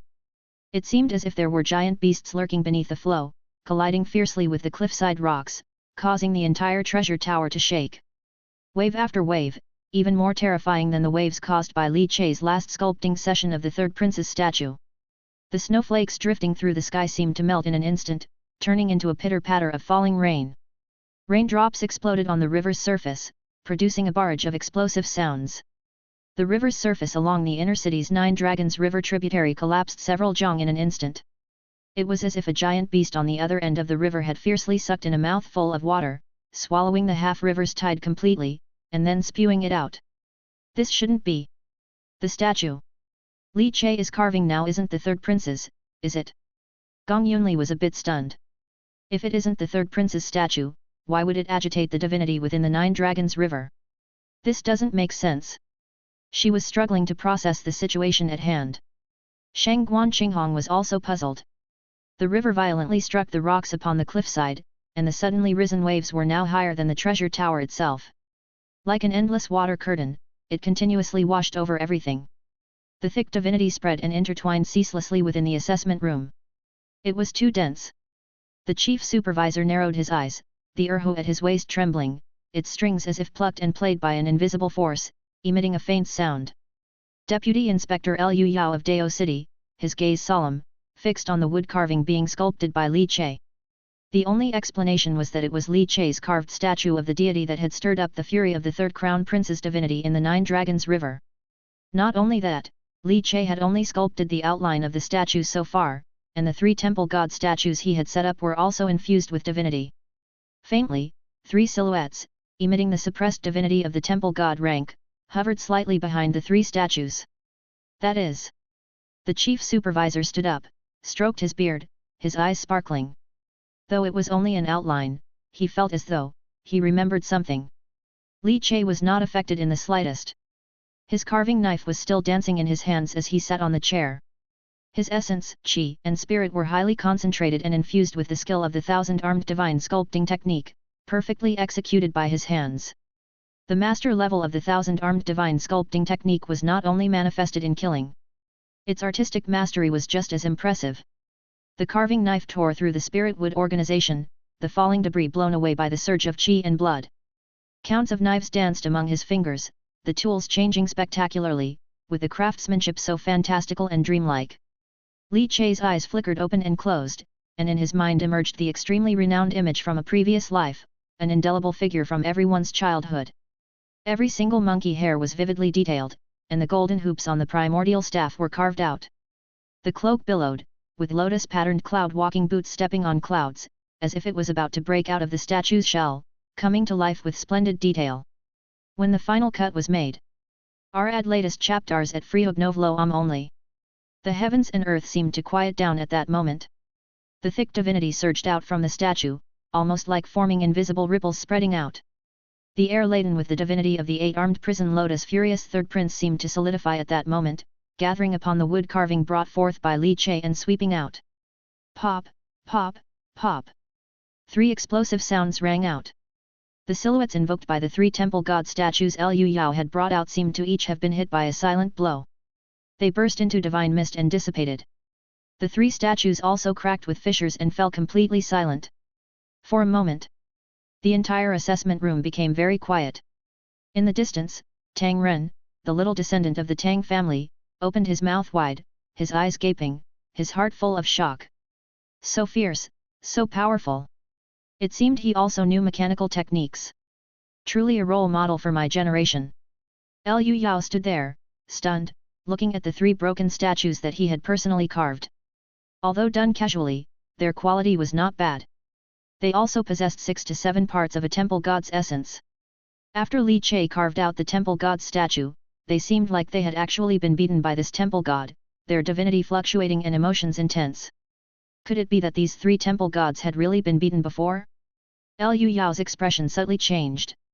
The imperial court's research on mysterious temples never stopped, no matter whether it was the previous dynasty or even earlier, when the mysterious temples had just begun to arise. Whether there were connections between the mysterious temples and the temple gods within them. There were also some conclusions drawn. The temple gods certainly had connections with each other. Could it be that the temple god Li Che was sculpting now had actually fought the 3 divine general temple gods he had carved? There was no time to contemplate further. The chief supervisor was already applauding gently. Not bad, very good. A temple god born from the Fire Eye mystical awe spirit monkey. Che, did you come up with this by yourself, or did you have a reference? Chapter 381. Chief Supervisor asked. At that moment, Liu Yao was also staring intently at the 7 Yuan divine image that Li Che had carved. Yes, it was a 7 Yuan divine image. To be able to carve a 7 Yuan divine image was already the scope of a first-class guest official's duties. It could be said that the abilities Li Che had shown were completely sufficient for him to become a second-class guest official. However, Liu Yao didn't care about that. What he cared about was the statue of the deity that Li Che had carved. When Li Che heard Chief Supervisor's question, he was momentarily stunned, then nodded. A few days ago, upon entering the Fire Eye mysterious awestruck spirit ape strange temple to observe the temple god, I vaguely grasped the presence of this temple god and etched it into my heart, now carving it out. Chief Supervisor narrowed his eyes, still smiling cheerfully. Liu Yao, however, grew serious, leaning in closer and observing continuously, focusing intently. In the end, he seemed to think of something, his pupils shrank slightly, he stepped back and looked towards Chief Supervisor. The Chief Supervisor nodded almost imperceptibly. Liu Yao looked back at Li Che, his eyes extremely bright and somewhat fervid. This is a kind of talent. Master Li's talent in the field of wood carving sculptures is truly astonishing. In all 3 assessments, Master Li meets the requirements, therefore, Master Li is promoted to the Imperial Heavenly Observatory second-class guest official, enjoying the treatments of a second-class guest official and a minor supervisor. Your monthly salary will be increased to 19 luminaries divine crystal, and every half year you will be granted a piece of 8 extreme spirit wood, and you will be given 1000 armed divine sculpting technique, lower volume. Liu Yao announced solemnly. Afterwards, he took back Li Che's third-class guest minister token and handed over the second-class guest minister token that had been prepared in advance for Li Che, asking Li Che to imprint his divine sense on it. This token had been prepared in advance, based on Li Che being able to pass the second-class guest official assessment, a measure taken just in case. Of course, if Li Che had not passed, this token would have failed. Indeed, guest official Li being able to reach second class within merely 1 year, achieving first class or even special class guest minister in the future, none would be a problem. Liu Yao's face relaxed slightly. He patted Li Che on the shoulder, very optimistic about his prospects. For Liu Yao, Li Che was only in his 20s, very young, and the road ahead was still very long. The most important thing was that Li Che was actually able to carve such a statue of the deity. Liu Yao had already recognized it. This temple god statue. It bore some resemblance to the temple god of the Equal Heaven Temple, once overpowering the whole world as the #1 divine sect. However, the Equal Heaven Temple had long since declined, and the temple god had receded back into Qitian City, unseen by most. It was recorded in the Dao City Imperial Heavenly Observatory, so Liu Yao had a vague memory of it. However, Liu Yao was more astonished that Li Che could actually carve out this temple god. To know. The higher the rank of the temple god, the more difficult it is to be rendered. Although theoretically, the higher the rank of a wood-carving master, the more likely they are able to carve out higher-ranked temple gods. But many times, even high-ranked wood-carving masters find it difficult to do so. Because in their minds, it is hard to maintain a clear impression of that temple god. Even if they observe the temple god in person, once they start carving, they will have forgotten it completely. Often, trying to carve a high-ranked temple god requires a divine connection. Clearly, Li Che, having seen this Equal Heaven Temple god through the 8 Extreme Spirit Ape Strange Temple, was profoundly significant. Too significant. This is an excellent seedling, and even after conquering Qitian City in the future, eliminating the demon gods that occupy it, and re-entering to explore Qitian City, wood-carving masters like Li Che who please the Equal Heaven Temple god will play a huge role. Of course, although this matter was being planned jointly by the Grand Prospect dynasty and various divine sects, it was still in the distant future, with only the sect masters of the large divine sects having a chance to know the deeper secrets and arrangements. After all, those demon gods occupying Qitian City, siphoning the divinity of Qitian mysterious temple, have undergone transformations, they are hardly ordinary. Liu Yao had only heard about it and felt that wood-carving masters like Li Che, who had a divine connection with Equal Heaven, were extremely rare. Guest official Li, would you be interested in heading to Dao City? Dao City, compared to Golden Light Prefecture City, is much more developed whether in terms of conditions for cultivation or the level of temple gods you can access. Liu Yao began to invite Li Che, aiming to lure him. Meanwhile, Chief Supervisor glanced sidelong, thinking Liu Yao was quite blatant, digging right in front of him as if he, the Mansion City Chief Supervisor, ceased to exist. But the Chief Supervisor thought of something, sighed, and yet said nothing. Li Che did not outright refuse Liu Yao. Because heading to Dao City in the future might indeed be something he would do. Zixi now possessed divine child talents, and after a few more years of training, the educational resources of Golden Light Prefecture City might be somewhat insufficient for her. By then, Zixi might need to head to the Ganyuan authentic divine sex gateways in Dao City. This has already been arranged for Zixi by Nan Luo. After Zixi turns 7, she will attempt to join the Ganyuan Orthodox sect. Even Nan Luo has begun to plead with Wang Kuyu, hoping Zixi could be taken under the wing of that sect master. Rumors had it that the sect master was going to take on his last disciple. Zixi did have a chance. Dao City. I might have the opportunity to go there later, but for now, my wife and daughter are here, and my daughter has even joined under the sect leader of the Golden Light sub-sect. If my daughter enters the Orthodox sect for training in the future, our family will naturally head to Dao City. At that time, we would need Lord Lu's care and support. Li Che saluted with a fist and palm gesture. When Liu Yao heard this, his face broke into an immediate broad smile, heart set, there was hope. Chapter 382. Very well, when you reach Dao City, come directly to the Qintian Observatory to contact me, Liu Yao said, smiling warmly. All right, now that the matter is handled, I should go and see how the young prince, accompanied by a great Grand Master, is doing with such a grandiose mountain worship. How did that go? The chief supervisor said. At that moment, Li Che feigned surprise. Ah! A great Grand Master worshipping the mountain. Liu Yao explained with a smile to Li Che. The young prince couldn't be aiming for my daughter, could he? Li Che said worriedly. Liu Yao paused for a moment, then realized it was an excellent opportunity to win people's hearts. Why doesn't guest official Li accompany us on this trip and have a look together? If there really is any conflict, I could step in and mediate. Liu Yao said, his words still carried considerable confidence. On hearing this, Li Che was touched and immediately bowed in thanks. Liu Yao smiled, his sleeves flurried, and suddenly a tremendous burst of divinity surged forth. The strong and horrifying hierarchical oppression made Li Che's hair stand on end. In his chest, numerous Dao fruits began to thump suddenly. Inside the inner scene of the energy center, the pure heart divine foundation also vibrated to its extreme. Very strong. Extremely strong. This vice supervisor of the Kintian Observatory from Dao City, Liu Yao, possessed extremely fearsome strength, even surpassing the chief supervisor. Li Che was shocked. Could it be divine element true person? He hadn't noticed it before, but when Liu Yao truly displayed his divinity, it was like a tiger reviving, bursting forth with an extremely terrifying oppressive force. Even the chief supervisor could no longer bring this sort of oppressive feeling to the current Li Che. Without a doubt, he was a divine element true person with a higher realm. No wonder Liu Yao was confident he could intervene. A divine element true person, indeed had the strength and capital to influence the situation in Golden Light Prefecture City. Li Che's heart sank slightly. There were more and more experts appearing in Golden Light Prefecture City. Great Grand Master, divine element true person, these were beings he was somewhat struggling to deal with at the moment. Tang Ren, another onlooker, was also wrapped up by Liu Yao's energy, and the three of them floated up and sped towards the direction of Golden Light Peak. Even carrying two people, Liu Yao showed no sign of strain. The chief supervisor followed, playing his erhu in pursuit. The group floated to a stop above a dense forest 100 feet outside Golden Light Peak, peering into the distance.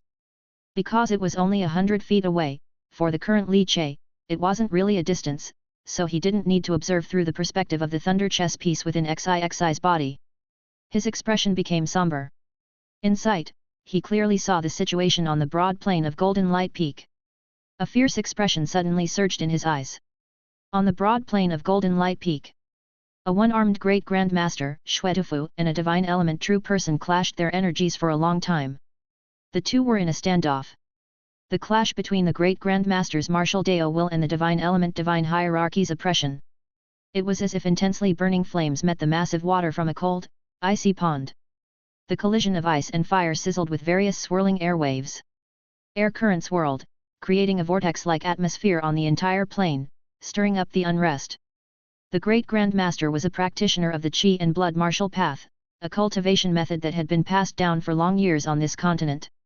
And the divine method was a cultivation system born from the temple god of Mysterious Temple, allowing cultivators to practice with the omnipresent divinity that flowed from Mysterious Temple. The two systems were different, but at high cultivation levels, both were extremely terrifying. Xuetufu hadn't made a move. He clenched the fire woodcutter at his waist, his martial Dao will blazing fiercely. His eyes seemed to burst with extremely brilliant golden light. His body buzzed ceaselessly, his blood roiled like a volcanic eruption. The great Grand Master's body was refined flawlessly, even if Xuetufu was missing an arm, the wound had long healed, and his body itself did not leak any spirit energy or blood. The whole person was like a nuclear bomb ready to explode. Meanwhile, Taoist King Kuyu, hanging in mid-air, appeared somewhat ethereal, lacking Xuetufu's intensity. A Shen Yuan golden elixir floated, its radiant brilliance like a fierce sun. Within the golden core, it seemed a temple god sat cross-legged, eyes closed. Though not yet open, the moment they would open, it would surely be the moment when thunderous power would be unleashed. Young Prince Ji Haihui's eyes sparkled brilliantly, and he finally climbed step by step from the foot of the mountain to the broad plain on the peak. 6 black-armored warriors guarded around him, protecting him within, shielding him from the aftershocks of the collisions between the great Grand Master and the divine element true person's martial Dao will and primordial spirit. These 6 warriors were extremely powerful, their eyes sharp, their blood solidified. They were a part of Ji Moli's elite squad, someone not to be underestimated by anyone. On the other side, Nan Luo and others were protecting Xixi and other divine children, shielding them from the aftershocks of the mighty collision between the great Grand Master and the divine element true person. Fortunately, it was just a collision at the level of breath, not a full-fledged confrontation. All right, Grandpa Tufu, we are here to worship the mountain, not to bully anyone. The young prince raised his hand and gently pressed down. Xuetufu glanced at the young prince but didn't say much, he restrained his martial Dao will. being dispatched by the prince to protect the young prince into Golden Light Prefecture and complete this temple god resonance, he naturally wouldn't allow his martial fervor to cause complications. As Shwetufu restrained his fierce martial Dao will, the trembling, shaking grass and trees on the mountain peak gradually stabilized, and the agitated air currents also gradually dissipated. Kuyu was not a combative person to begin with, he also dispersed his divinity, the golden core returning to the mud pill. Young prince, truly worthy of being the son of King Pingluan, just like King Pingluan not making any sense, sending a great grandmaster with martial Dao will to impact our Golden Light Peak. Are you trying to harm the many harmless divine children on Golden Light Peak? Chapter 383. Nan Luo finally spoke at this moment. His face was cold and detached. He glared at the young prince Ji Haihui, but in the depths of his eyes, there was an unmistakable intent to kill. As Su Weili was a disciple of Ji Moli, if Nan Luo wanted to kill him, then his urge to kill this offspring of Ji Moli was even more intense. It seemed as if the young prince Ji Haihui sensed something, he looked up at Nan Luo, and despite his youthful face, there was an incongruous maturity. Just a lowly maggot clinging to life. Ji Haihui said indifferently. It seemed, he knew some secrets. As his words ended, Li Qingshan's eyes widened with rage, his fingers clenched, and countless thunderbolts exploded and crackled, appearing like a spider web over Golden Light Peak. Previously, Li Qingshan had distrusted Nan Luo, suspecting that he had betrayed them and joined the corpse god cult, but the truth proved that Nan Luo had done no such thing. Then, as a newly appointed elder of the Enforcement Hall of the Golden Light sub-sect, Li Qingshan naturally unconditionally defended his sect master. Nan Luo's expression remained cold. He was about to say something. However, Xixi had already jumped out angrily, staring at Ji Haihui, "Don't you dare speak about my sect master like that." Ji Haihui's gaze shifted, landing immediately on Xixi. His peculiar purple pupils suddenly lit up with brilliance. Looking at Xixi, Ji Haihui's eyes narrowed slightly. Because on her, he unexpectedly saw a majestic purple Jiaolong ascending to the heavens, coiling around her small body. How is this possible? You, a little girl, have a divine talent that is not inferior to mine. I am born of the blood of the Father King and Mother Queen. How could a mere local divine child from Golden Light Prefecture City match such a standard?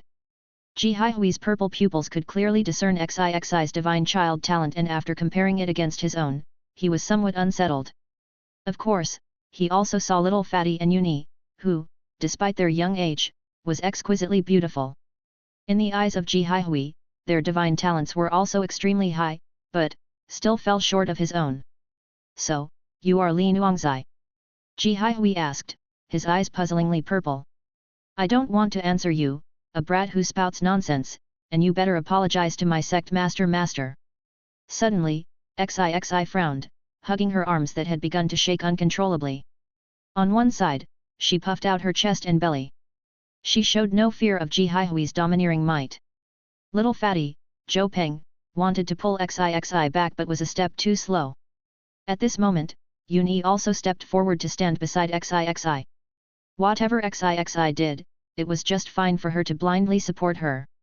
Nan Luo looked at Xixi, who had stepped forward to fight for him, and his face immediately softened with warmth and happiness in his heart. He stepped forward and shielded Xixi. After all, Ji Haihui was Ji Moli's son and had many tricks up his sleeve. If he set his sights on Xixi, it was bound to be a troublesome matter. But Ji Haihui smiled, looked at Nan Luo, and waved a hand. Sect Master Nan, rest assured, I won't lower myself to argue with a little girl. Since I have come to offer my respects, I naturally know the rules of doing so. The Temple God Resonance event is about to start, and I just wanted to test the abilities of my competition rivals. Ji Haihui said with a smile. His intriguing purple pupils gleamed with excitement, staring at Xixi, you're called Li Nuangzai, right? If you want me to apologize to your sect master, it's not impossible. After all, since I was a boy my father taught me that being a king is about convincing others with reason. So, I will suppress my cultivation and have a bout with you. If you can defeat me, I will apologize to your sect master for what I just said. How about that? Xixi's sweet eyes squinted, still with her hands on her hips. Daddy told me to be careful when handling affairs outside. You won't deceive me. What if I lose? If you lose, you'll become my maidservant. Ji Haihui replied with his hands behind his back, his purple pupils eerily gleaming in the snow and wind, smiling faintly. Tui. Shameless. You're the brat that daddy is always muttering about. Tui, tui, tui. However, contrary to what Ji Haihui expected, Xixi did not accept the fight in a fit of rage. Instead, she kept spitting, her eyes showing a look of disgust. You're even more annoying than little fatty. Little fatty Zhou Peng. Among the divine children, Lu Qi sighed in relief, inexplicably happy that Xixi didn't use him as an example this time. It seems you don't dare to fight. Ji Haihui sighed. Xixi was still pressing down on her trembling arm, as if the spear hidden in it was agitated. We can fight, but it has to be fair. How old are you, and what is your cultivation? Xixi asked with a milky voice. Ji Haihui's eyes twinkled, and the corners of his lips curled up. Ji Haihui, 5 years old, mysterious vein. He didn't conceal his cultivation, revealing it openly. Above dapping of golden light peak. Many people gasped in shock. 5 years old, mysterious vein. Worthy of being a disciple of King of Quelling Chaos Ji Moli. As for nurturing nature, I could have forged a divine foundation, but my father asked me to wait for this temple god resonance, so I could acquire the inheritance of the third crown prince before forging the third crown prince's divine foundation, he said. Therefore, my nurturing nature is just at the peak of river-like for now, Ji Haihui stated lightly, a teasing look in his eyes as he watched Xixi. Xixi's eyes spun as she compared her cultivation with Ji Haihui's. Blood exchange level 5, challenging the mysterious vein realm, seems a bit difficult. Daddy said, if the gap is too big, it's best not to take action. Master Niu also said, if the gap is too big, focus on surprise attacks. However, in such a bright and open situation, under the public's watchful eyes, it's not too good to make a surprise attack. But, could fireworks at their highest firepower possibly win? Xixi remembered Master Niu saying, when her fireworks are at their maximum firepower, even a grandmaster would be stripped of a layer of skin. So, Xixi couldn't help but feel tempted. Should she give it a try? The main reason was, Xixi really found this purple-eyed kid annoying. How could he be so arrogant? Even Emperor Xixi wasn't this arrogant. The little spear in the arms of Emperor Xixi also found this kid very unpleasant. But Xixi had to be prudent. Xixi, 4 years old, blood exchange level 5, nurturing nature just reaching river-like. Do you have the gall to bully the weak? Xixi declared with her head held high. Below. Zhong Liuxiu, who was just blown up by Xixi until his nose was bruised and face swollen, shamefully bowed his head. Ji Haihui laughed. I don't take advantage of the weak. You are at blood exchange level 5, I'll have grandfather Xuetufu suppress my cultivation to blood exchange level 5 so that we can have a fair fight, is that okay? Ji Haihui stared at Xixi, the majestic divinity in this little girl with purple aura so strong that it turned into Jiaolong snakes, not less than his own, putting immense pressure on him.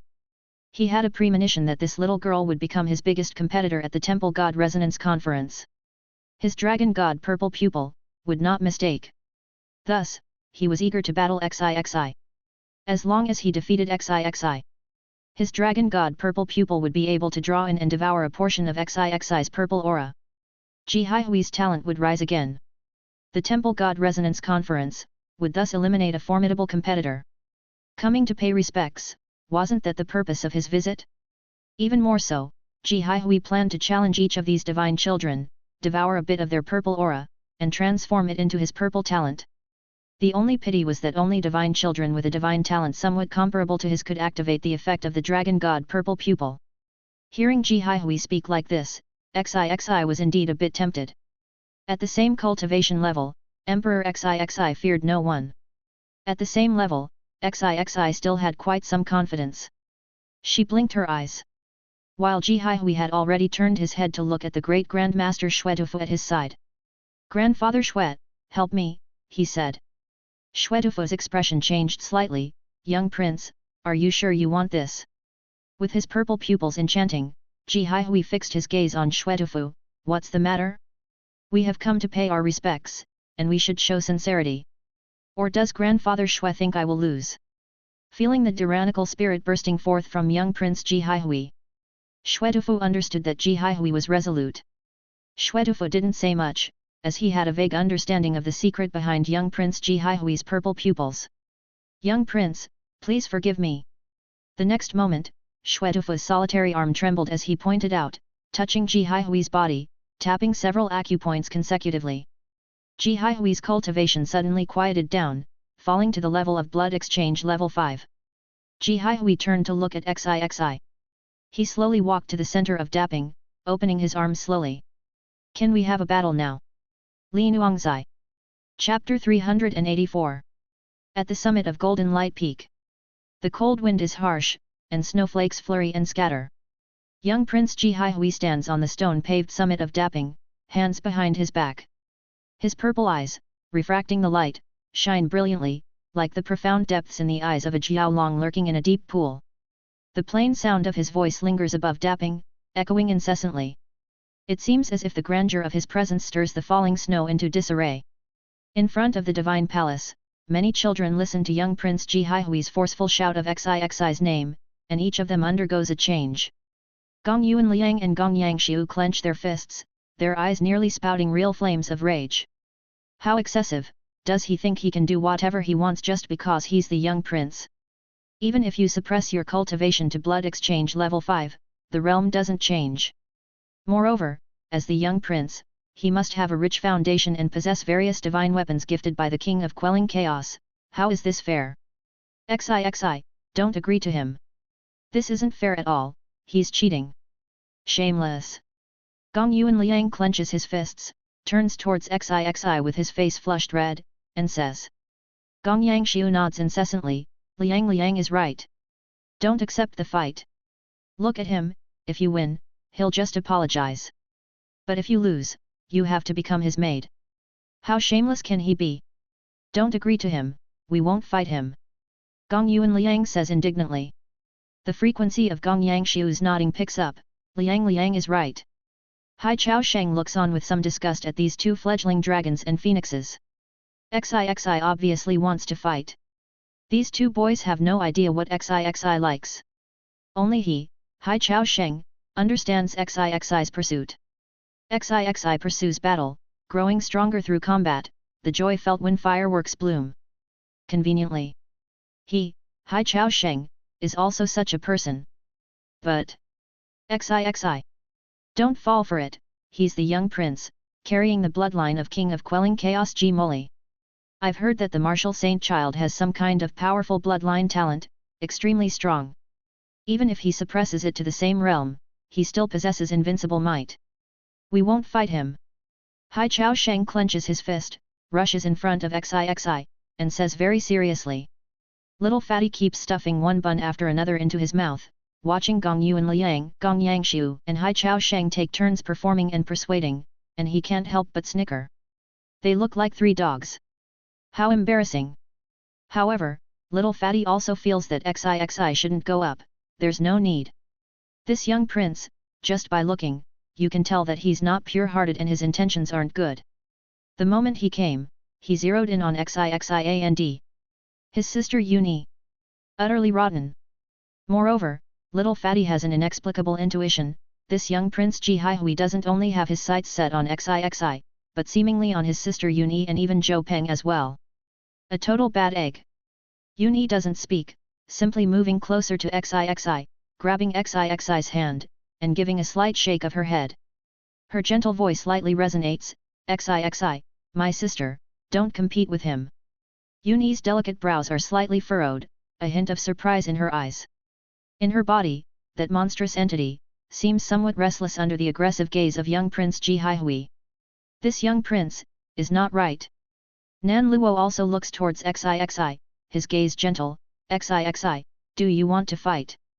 If you want to fight, there's no need for such a wager. You can cancel the bet and fight him again. Nan Luo raises his hand, gently ruffling Xixi's hair. He truly grows fonder of this little disciple every time he looks at him. He really reminds him of his first senior disciple from back then. Xixi looks up, her eyes sparkling, Sect Master Teacher, rest assured, Xixi will definitely make that smelly boy apologize to you. Daddy said, once you have power, you must protect the people around you and prevent them from getting hurt. He insulted Sect Master Teacher. XIXI must teach him a lesson. XIXI's chubby little face turns serious. She clenches her chubby little fists, her eyes full of fighting spirit. Nan Luo is momentarily stunned, his eyes growing softer. He never dreamed that one day he, Nan Luo, would be protected by his 4-year-old little disciple. Forget it, this feeling does warm his cold heart.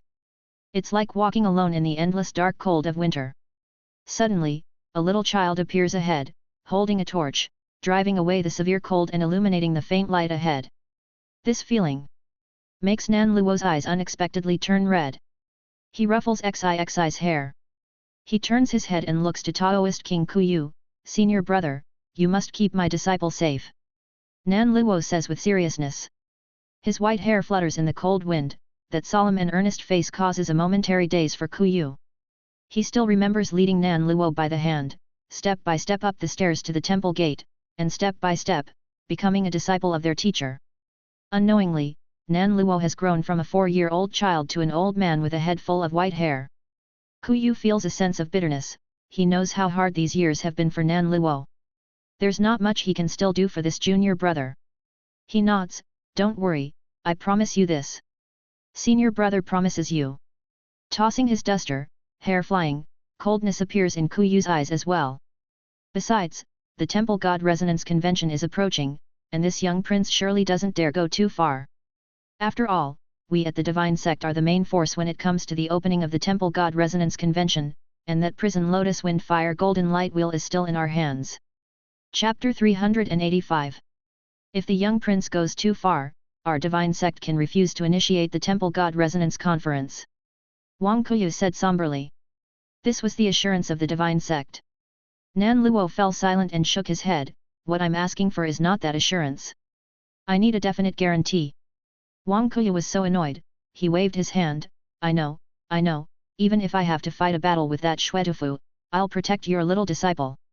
I've said it, brother, I don't like to fight, really." Only then did Nan Luo show a smile. At that moment, XIXI stepped forward, struggling to control the little spear in her arm. However, XIXI was still very calm because her father had taught her not to panic when facing trouble, to take things slowly, that mentality was most important, and to act only after assessing the situation. Master Niu Niu also taught her that when facing urgent matters, to stay calm and look for an opportunity to launch a sneak attack. XIXI took these lessons to heart. Just like Liang said, "If I lose, I have to become your maidservant, but if you lose, you only have to apologize. This wager is unfair. Let's change the wager. If you lose, you will become a servant to me, XIXI. Fair." The milky voice of XIXI echoed over Dapping. As soon as these words were spoken on Dapping, Xuetufu's eyes suddenly widened as an overwhelmingly strong martial Dao will burst forth. With one step, the entire Dapping trembled. A mountainous oppression bore down on XIXI. How presumptuous! How could the young prince be your servant? A girl spouting arrogant nonsense, asking for a beating. However, no sooner had his martial Dao will stirred than it was completely blocked by the wall of divinity formed by Wang Kuyu's forward push of his palm. "Beat your sister. Crude martial artist, all you know is fight, fight, fight. What's the matter? If you're afraid to bet, just step back. Bets should be equivalent. You can't have unequal stakes just because he is the young prince. What's the point of suppressing your cultivation to the blood exchange level 5? It's just as unfair, only adding to the ridicule," Wang Kuyu said, annoyed. The sudden outburst of aura from a great grandmaster was terrifyingly dreadful, like a collapsing mountain range, intimidating to the soul. Even XIXI's face turned white for a moment, startled by the burst. In the distance, hundreds of zhang away from Golden Light Peak, Liu Yao's aura ebbed and flowed, taking Li Che and little Tang Ren with him, watching the scene with a faint gaze. He gave Li Che a look, a flash of surprise in his eyes. "Guest official Li, your daughter, really has quite the courage to actually demand the son of Ji Moli to be her servant. Such guts." Li Che's expression, however, darkened slightly. What he cared about was not this, but his gaze fixated on Xuetufu. This great grandmaster dared to shout at XIXI? He had never mustered the heart to scold his precious daughter. Yet this Xuetufu dared to yell at her like this. Killing intent involuntarily rose in Li Chie's heart. This great Grand Master was already treading a path that led to his own demise. Li Chie was also calculating in his heart how he could kill this great Grand Master. Liu Yao's words slightly eased Li Chie's expression. This is not about courage, it's just seeking fairness. Li Chie's calm words left Liu Yao stunned, a fleeting touch of surprise in his eyes. Indeed, like father, like daughter. Guest official Li appears amiable, but he must actually be a domineering person, courageous beyond the ordinary, and not afraid of confrontation. The atmosphere suddenly became tense as if swords were drawn and bows bent. To have the youngest son of King Pinglu and Ji Moli become a servant? This! How bold to even say it out loud! However, the gazes of many spirit children towards Xixi now carried a hint of admiration. This is Xixi, the number one big sister of the Golden Light Prefecture. Young Prince Ji Haihui was taken aback, his purple pupils eerily shimmering as though reflecting streams of light on mirrors. To become a servant? What audacious words, he hadn't heard such statements in a long time. So arrogant. But do you have the capital to be so arrogant? Ji Haihui's gaze became deep, his body's blood and energy surged as he had absolute confidence in his own strength. Under the teachings of his father, Marshal Saint Ji Moli, he was confident he wouldn't be weaker than this girl of humble origins. This strong self-belief made Ji Haihui's fighting spirit boil at this moment. He increasingly wanted to personally suppress this girl, to see her cry and wail, then watch as his dragon god purple pupil swallowed her purple aura divinity. The very thought made his whole body tremble with excitement, almost uncontrollably. Good. I accept your challenge. Ji Haihui spoke, and the next moment his fingers clenched to snatch a domineering mysterious silver spear that immediately landed in his hand, drawing it fiercely, tearing through the air with a pressurizing sound. The spear tip pointed obliquely to the ground, a wild wind swirling, lifting, and tearing the accumulated snow on the ground. The blood exchange energy surged from within him, appearing like flames of red fire burning all around him. Bang! With a stomp, a strong gust burst from behind him, propelling him to the center of Dapping. Come! Defeat me, and I shall be your servant. The young Prince Ji Haihui said indifferently.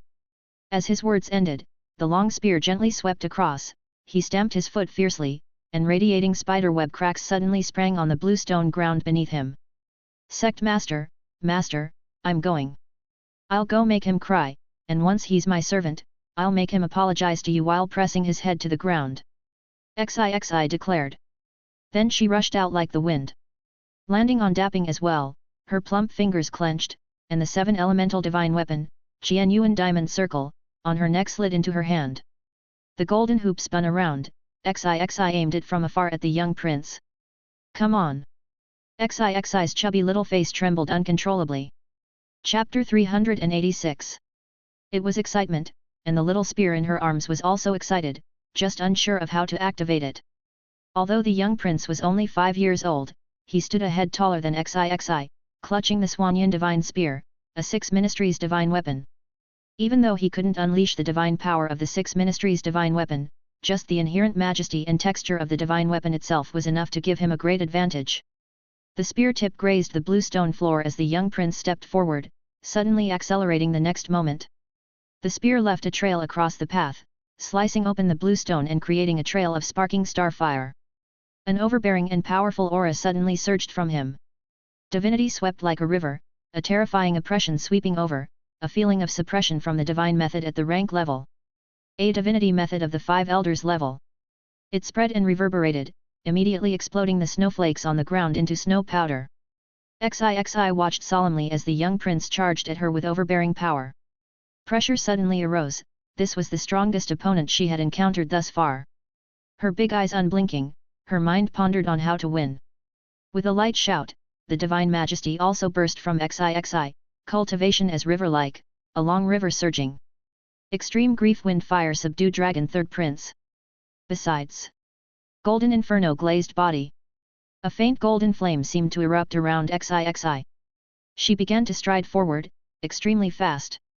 Once she picked up speed, Xixi was extremely light and nimble. The two of them were quickly closing the gap under everyone's watchful eyes. Even Li Chie couldn't help but hold his breath at this moment. He knew that this young prince was undoubtedly the strongest opponent Xixi had encountered so far. Of course, not counting the golden third prince previously encountered in the Golden Temple. Moreover, with the combustible bet between the two, this battle truly captivated everyone's spirit. Nan Luo, Li Qingshan, Zhu Hongdou, Zhang Qingzheng, and other experts of the Golden Light sub-sect watched intently. Even though the fight seemed weak and simple in their eyes, they dared not relax at all. It was even more nerve-wracking than their battles as divine ministers. Bang! The young prince Ji Haihui, charging furiously, suddenly stopped when Xixi approached within 30 feet, his mysterious silver divine spear sweeping out. Like thunder and lightning, it smashed fiercely towards Xixi. Xixi did not retreat, her Qianyuan diamond circle also dropped, smashing towards the spear. The first strike was a clash of force against force. Clang! Crisp sound waves spread, accompanied by a continuous burst of tiny sparks. Xixi slammed the Vajra hoop down over a dozen times, each time blocked by the young prince's spear. In terms of skills, the young prince was impeccable. He clearly had a master-level superior spear technique and had mastered a master-level ultimate skill. After all, as a child of martial saint, it was normal for him to have an extraordinary martial talent. With the sound of metal clashing friction, after blocking another strike from Xixi's Vajra hoop, Ji Haihui raised his enchanting purple eyes. Amid the indifferent purple pupils, flashed a hint of frenzy and excitement. He swung his arm heavily, and amidst the rebound, even the air was shattered, bringing a fierce wind, like a venomous dragon drilling towards Xixi's chest. Xixi's Vajra hoop caught the spear, and with a fierce twist and push, she managed to bend the spear into an exaggerated arc. The power burst from her small body caught Ji Haihui by surprise, a hint of unusual color flickering in his eyes. But who doesn't possess innate divine strength? As for strength, the mysterious silver spear suddenly spun, instantly rotating at high speed accompanied by a humming sound, and countless spear flashes burst forth. Like 10,000 dragons writhing and dancing violently, they burst forth. Martial Saint Ultimate Study. 10,000 dragons subduing gods. The young prince Ji Haihui stepped forward, his knee bent, his hand suddenly grasping the spear, and countless furious dragon spear shadows assaulted Xixi. The Qianyuan diamond circle was suddenly flicked away. Xixi's figure retreated rapidly, the ground constantly exploding as if the spear was punching numerous dense holes. However, Xixi felt a slight chill creeping on her, and her chubby little face showed a bit of astonishment. The spear dragons that plunged into the ground exploded beneath her feet, instantly enveloping her like a cage. Following her retreating figure, they relentlessly pursued her. How strong! Martial Saint Ultimate Study. Although the young prince Ji Haihui had only learned the rudiments, not even reaching the entry level, the power was already extremely terrifying. The pressure was so intense that Xixi had difficulty catching her breath. The golden inferno glazed body allowed Xixi to speed up significantly, and with a flick of her 5 fingers, a sword light shone brightly. Mystic Thunder Golden Light Killing Sword. The sword light scattered, colliding with the spear dragons, immediately detonating one after another. Xixi leaped out from the dust, gasping for breath. Her face was smeared with a bit of dust, looking somewhat disheveled. The young prince stood tall, his backbone vibrating like a roaring dragon, his blood and battle intent boiling furiously. Ha ha ha! Come on! Fight me! Bang! The spear swept, and as if a million resentful dragons blanketed the sky, comprehensively considering Xixi's escape path, strength and speed, forcing her to endure a head-on clash. Hundreds of yards away. It was serene, with the snow falling quietly. Liu Yao watched Ji Haihui's spear technique, a look of surprise and seriousness flashing in his eyes. One of King of Quelling Chaos Ji Moli's 4 great martial saint ultimate studies. 10,000 dragons subduing gods. Known as the unparalleled martial saint ultimate study that dominates the world, 10,000 dragons subduing gods, suitable for swordsmanship, spearmanship, swordplay, hammer techniques, with no restrictions. Chapter 387. Ji Moli imparted this ultimate study to his eldest son. I never imagined that young Prince Ji Haihui would also master it. Although he has not even reached the entrance level, the power of his techniques suggests he is not far from it. Once one enters the entry level of a martial saint ultimate study, its power is no weaker than any grandmaster's master ultimate study. Liu Yao exclaimed. His primary focus was the divine method, though he also practiced the qi and blood martial path, it was far inferior to his own divine cultivation. However, his eye for this was still sharp. Martial Saint Ultimate Study. Li Che's eyes deepened. Indeed, compared to descendants of the martial saint like Ji Haihui, Xixi's heritage was the biggest gap. In terms of divine method, Xixi had obtained the 5 elders level method of nurturing nature from the Golden Divine Palace, so the gap with Ji Haihui was not big. But in terms of martial arts, the gap was too big. After all, the other side has a martial saint as a father. Li Che, at this moment, could not help but blame himself. Its father who is not strong enough. Not strong enough to be your proud support. Comparing fathers, father has held you back. Sooner or later, he, Li Che, would also delve into martial saint ultimate studies, making sure Xixi wouldn't suffer from a lack of heritage. The dragon's chant exploded, countless spear glimmers transformed into dragon shadows, shadowing every movement. With the golden prison fire glazed body, Xixi rapidly darted, trying to break free. But she found it extremely difficult. Xixi also hardened her resolve, clenched her fist, grasped the mystic thunder golden light evil sword, and swung it fiercely. Thunder roared, mystic thunder exploded. With one sword, she slashed horizontally. After tearing through several spear shadow dragon images, Xixi released the sword from her hand, creating some distance. She knew, when it came to the martial path, she couldn't compete with the young prince. The gap was rather big. The sophistication and oppressive feeling of the martial saint ultimate study were just too overwhelming. Xixi could only set off fireworks. Who said mechanical techniques can't be used? What's the difference between mechanical techniques and a divine weapon? Bang! The prison fire glazed body pulled trails of flame remnants across dapping. Then, several spirit wood ravens flew up as Xixi shouldered the immortal artisan Gatling. Immediately cranked it to the maximum. It was different now, the state was different. Xixi's eyes bulged, excitement spreading like ink staining her pupils instantly. Rat-a-tat-a-tata. Tongues of fire spat out, countless golden lights tore through the air, shooting forward. Several incoming spear shadows were immediately penetrated by the golden lights, directly exploding into gold-hued fireworks mid-air. Smoke and shockwaves rapidly spread. Young Prince Ji Haihui's eyes tightened. What is this? He withdrew his long spear, his figure starting to move swiftly. However, after dodging a few black crows that flapped their wings toward him, he could no longer avoid the rest.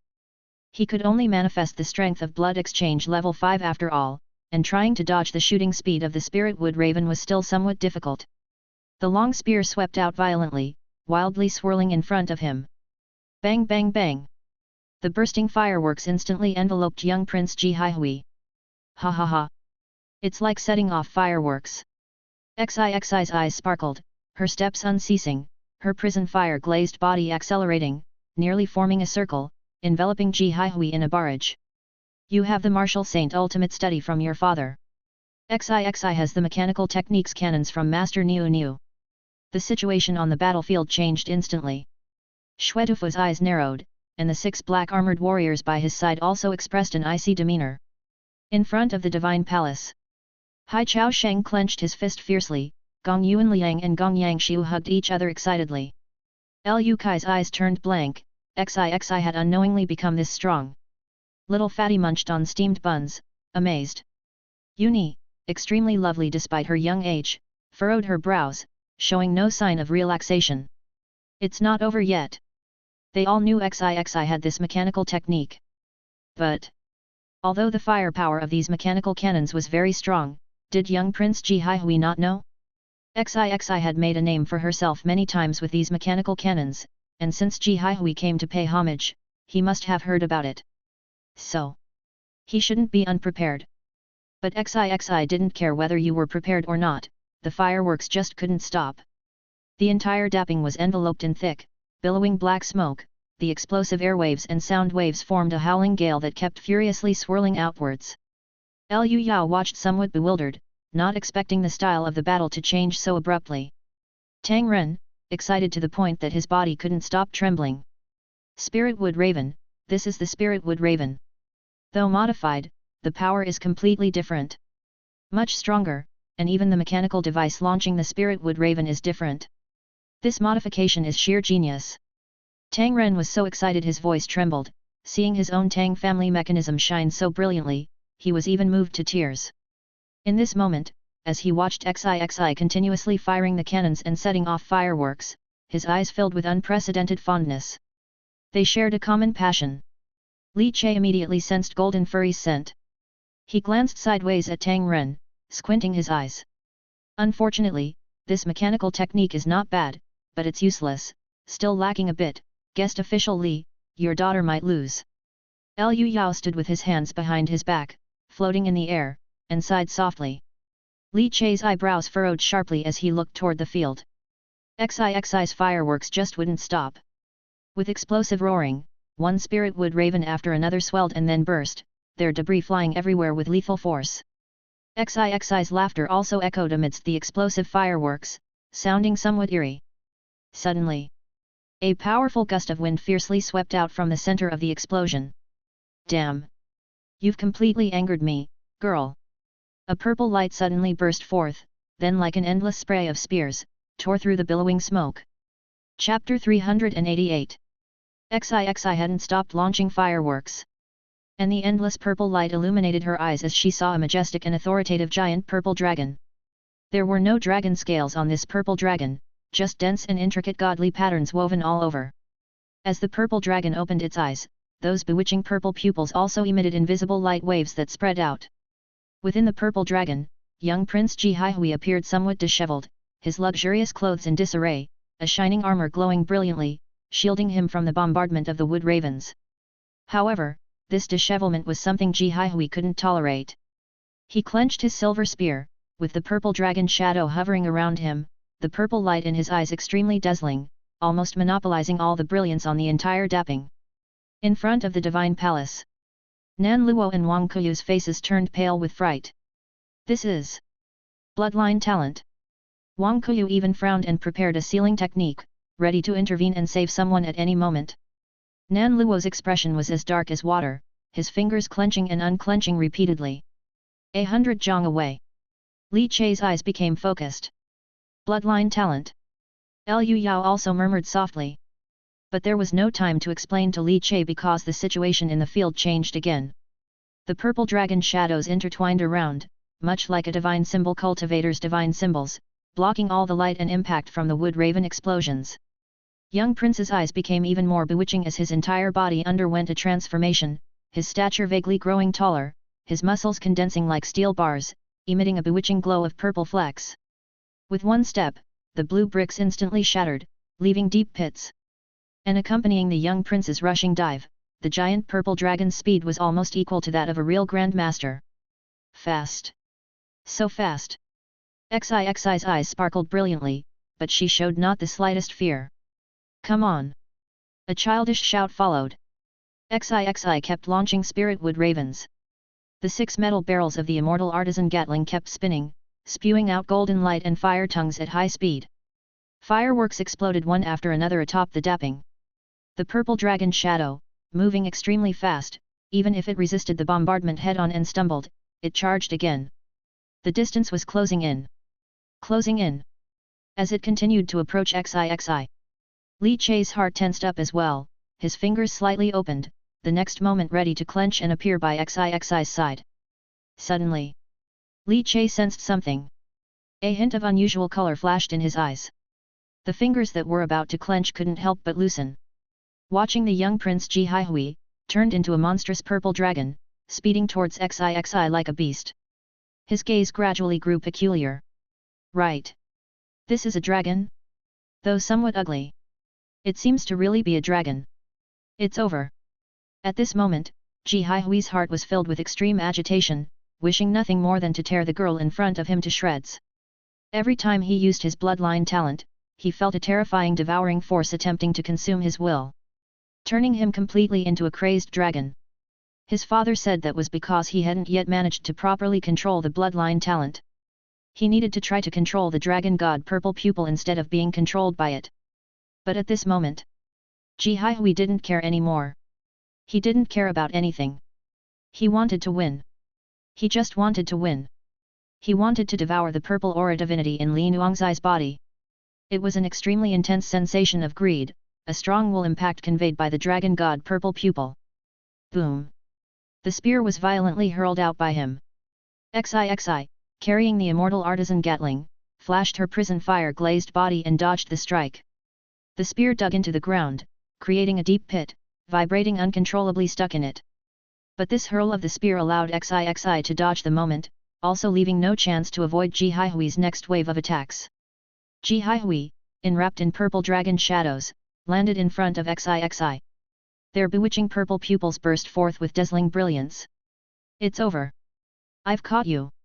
However, what made the bewitching Ji Haihui with purple pupils slightly stunned was Xixi, facing him with bloodline talent and dragon god possession, showed not the slightest hint of panic.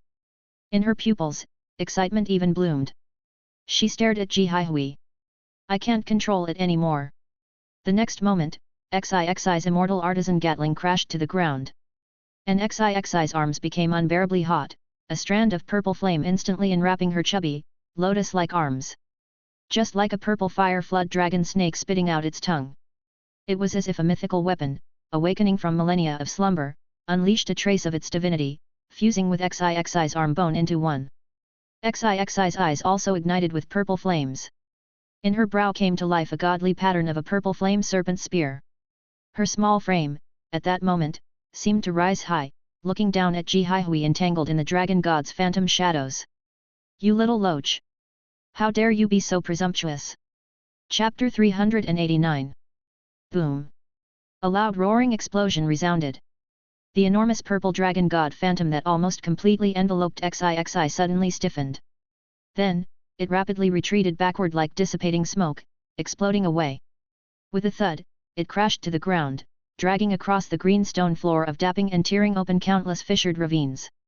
At this moment, Xixi's appearance was finally revealed to everyone. Purple flames entwined around Xixi's arm, which seemed to have turned completely purple. Twisting around it was the head of a purple Jiao dragon. The pulsating purple fire, like the breaths of a Jiao dragon, heated the air instantaneously. A godly pattern of the purple flame serpent spear emerged between Xixi's eyebrows, lifelike. It was as if a small snake was engraved in her forehead. Her eyes also ignited with purple light, which spread and transformed the golden flames of the golden inferno glazed body, suppressing it and turning it into purple fire. Xixi's eyes opened and closed, her small leg maintained in a forward-kicking pose. The terrifying dragon god transformed by the young prince Ji Haihui had just been kicked away by her foot. Xixi's purple eyes, ablaze, disdainfully gazed at the young prince Ji Haihui, who was merely 30 feet away. As she retracted her kicking leg. The moment it touched the ground, it was as if a huge stone had been thrown into a lake. Boom! Suddenly, an overwhelming rank pressure erupted from Xixi's body. Whoosh! A fierce wind rose, morphing into huge waves surging outward, forming ripples that spread in all directions. Without any further words, Xixi, though small, abruptly stepped forward, instantly transforming into a purple streak of lightning. Fast! Fast beyond limits! In an instant, she appeared in front of the young prince Ji Haihui, who had just stabilized. Purple fire flickered the oppressive aura from Xixi, like mountains crashing, fiercely struck down towards the young prince Ji Haihui. Then it turned into a plump hand clenched into a fist. The young prince Ji Haihui was kicked flying, his mind befuddled, and in that befuddled moment, his eyes filled with purple madness, inexplicably triggered as if the flames within his bloodlines were ignited by the purple fire before his eyes. Unable to control. Completely unable to control. Ji Haihui completely lost his will, and the purple dragon god phantom became more solid, almost obscuring Ji Haihui's figure. The dragon claw reached out, clashing with the punch issued by Xixi. The two shades of purple collided. In an instant, they exploded, countless purple ripples spreading out, scorchingly hot. As if thunder roared and the dragon's chant bellowed. The roaring shockwave of the blast emptied the air currents above dapping as if they were completely swept away. Bang! The dragon claw of young Prince Ji Haihui instantly shattered, as if pierced through by a terrifying force. However, countless purples spread out, regathering into the dragon claw and fiercely striking down. Boom! The ground instantly caved in, countless cracked blue stones shooting sideways, the sand and stones rolling back. Xixi's tiny feet gently tapped on the ground, moving away swiftly like a leaf swept up by the fierce wind. Appearing behind the young prince, her waist twisted, her body swinging rapidly, with a smack. Her tiny feet struck the young prince, propelling his massive body fiercely outwards. It was as easy as kicking a soccer ball. Xixi's petite body, like a helium balloon, gently bobbed up and down, her toes lightly touching the ground as she elegantly flickered and moved away. So agile. Her speed was too quick to capture.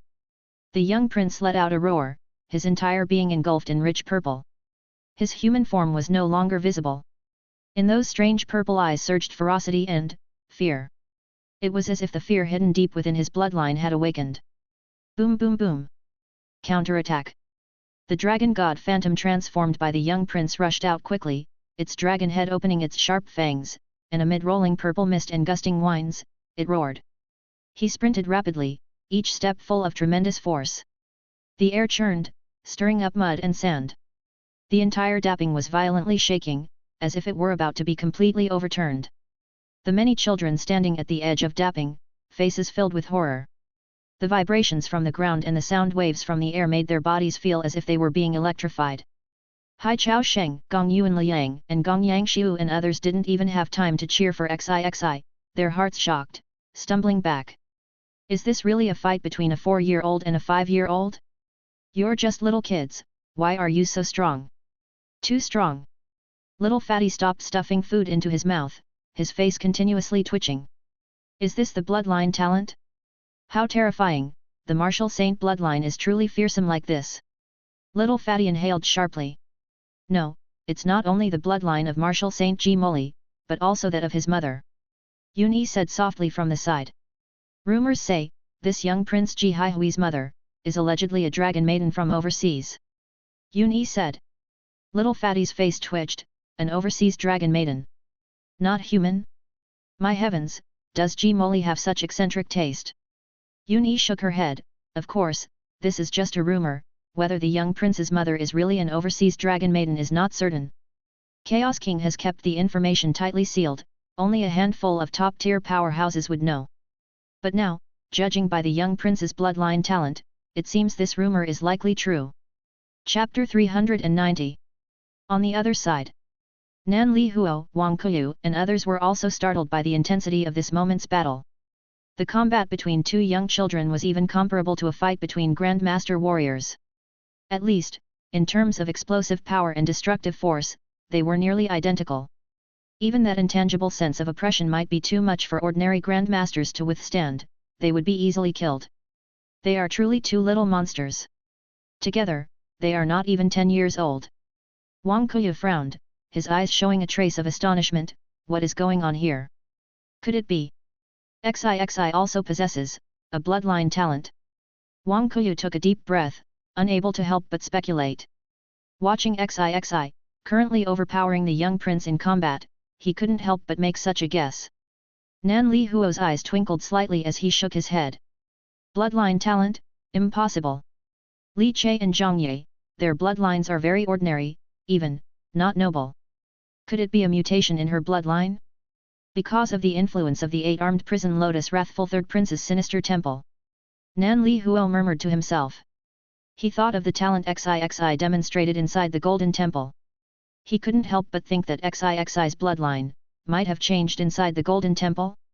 He didn't consider the possibility that Xixi had acquired one of the 4 imperial superior mythical weapons. That would be too exaggerated. But he had taken Xixi into the Golden Temple, and on that occasion, Xixi had brought out a divine beast butterfly and had caused a strange change in the Heavenly King Tower's godly K.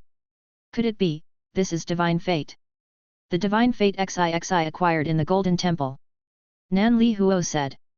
Upon hearing this, Wang Kuyu suddenly realized. That's right. This little girl must have entered the Golden Heavenly King Temple. When Xixi first entered the Dao City Prodigy leaderboard at 21st place, it had indeed shaken Dao City. Now, it all makes sense. Nan Li Huo's eyes gleamed brightly. Wang Kuyu also looked over, the two exchanged glances, understanding each other's thoughts. That's right. Divine fate. A situation highly favored by the temple god, involving a fateful connection with the temple god that pleases the temple god's taste. It is known as divine fate. If this is truly the case, this time with the temple god resonance, Xixi might have a chance to take the lead. Golden Light Peak, 100 feet away. Liu Yao and the chief supervisor had both fallen into silence. Observing the sudden shift in the situation on the dapping, they were momentarily at a loss for words. Guest official Li, could you possibly be a hidden martial saint? Liu Yao glanced at Li Che and joked. If not for a martial saint's bloodline, how could this little girl be so formidable? Li Che smiled, his eyes sparkling, he had guessed the real reason. The thunder chess piece he had left within Xixi's body had finally sensed the activity of the purple flame serpentine spear tucked inside Xixi's arm. This supreme grade of 4 Imperial class's mythical weapon was naturally beyond the current Xixi's ability to control or wield. But still, proactively stimulating it really makes a difference. Li Che touched his chin and entered research mode. Would the dragon's power stimulate the purple flame serpent spear? Perhaps, this was a way to help Xixi master the fire-tip spear? Everyone fell silent. On the plains of Dapping, it was quiet, leaving only the roaring currents of the clash between the two forces. The purple flame pattern on Xixi's forehead flickered. The purple flames in Xixi's pupils suddenly pulsed, and she felt incredibly powerful at that moment. Strength continuously surged from the arm holding the little spear. Xixi felt herself becoming incredibly strong. Xixi had grown strong, and with strength came transformation. A childlike chant. With a push of her arms, her body soared into the air, her chubby feet gently tapping the shattered ground. Mid-air, she then heavily stomped down on the approaching sinister purple dragon head formed by young Prince Ji Haihui. Bang! The purple aura exploded, like a water balloon bursting when squeezed. The roaring purple dragon head burst instantly.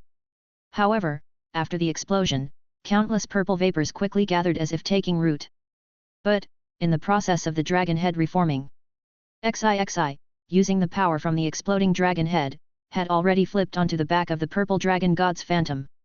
Her pale little feet lifted, her toes even happily twitching a few times.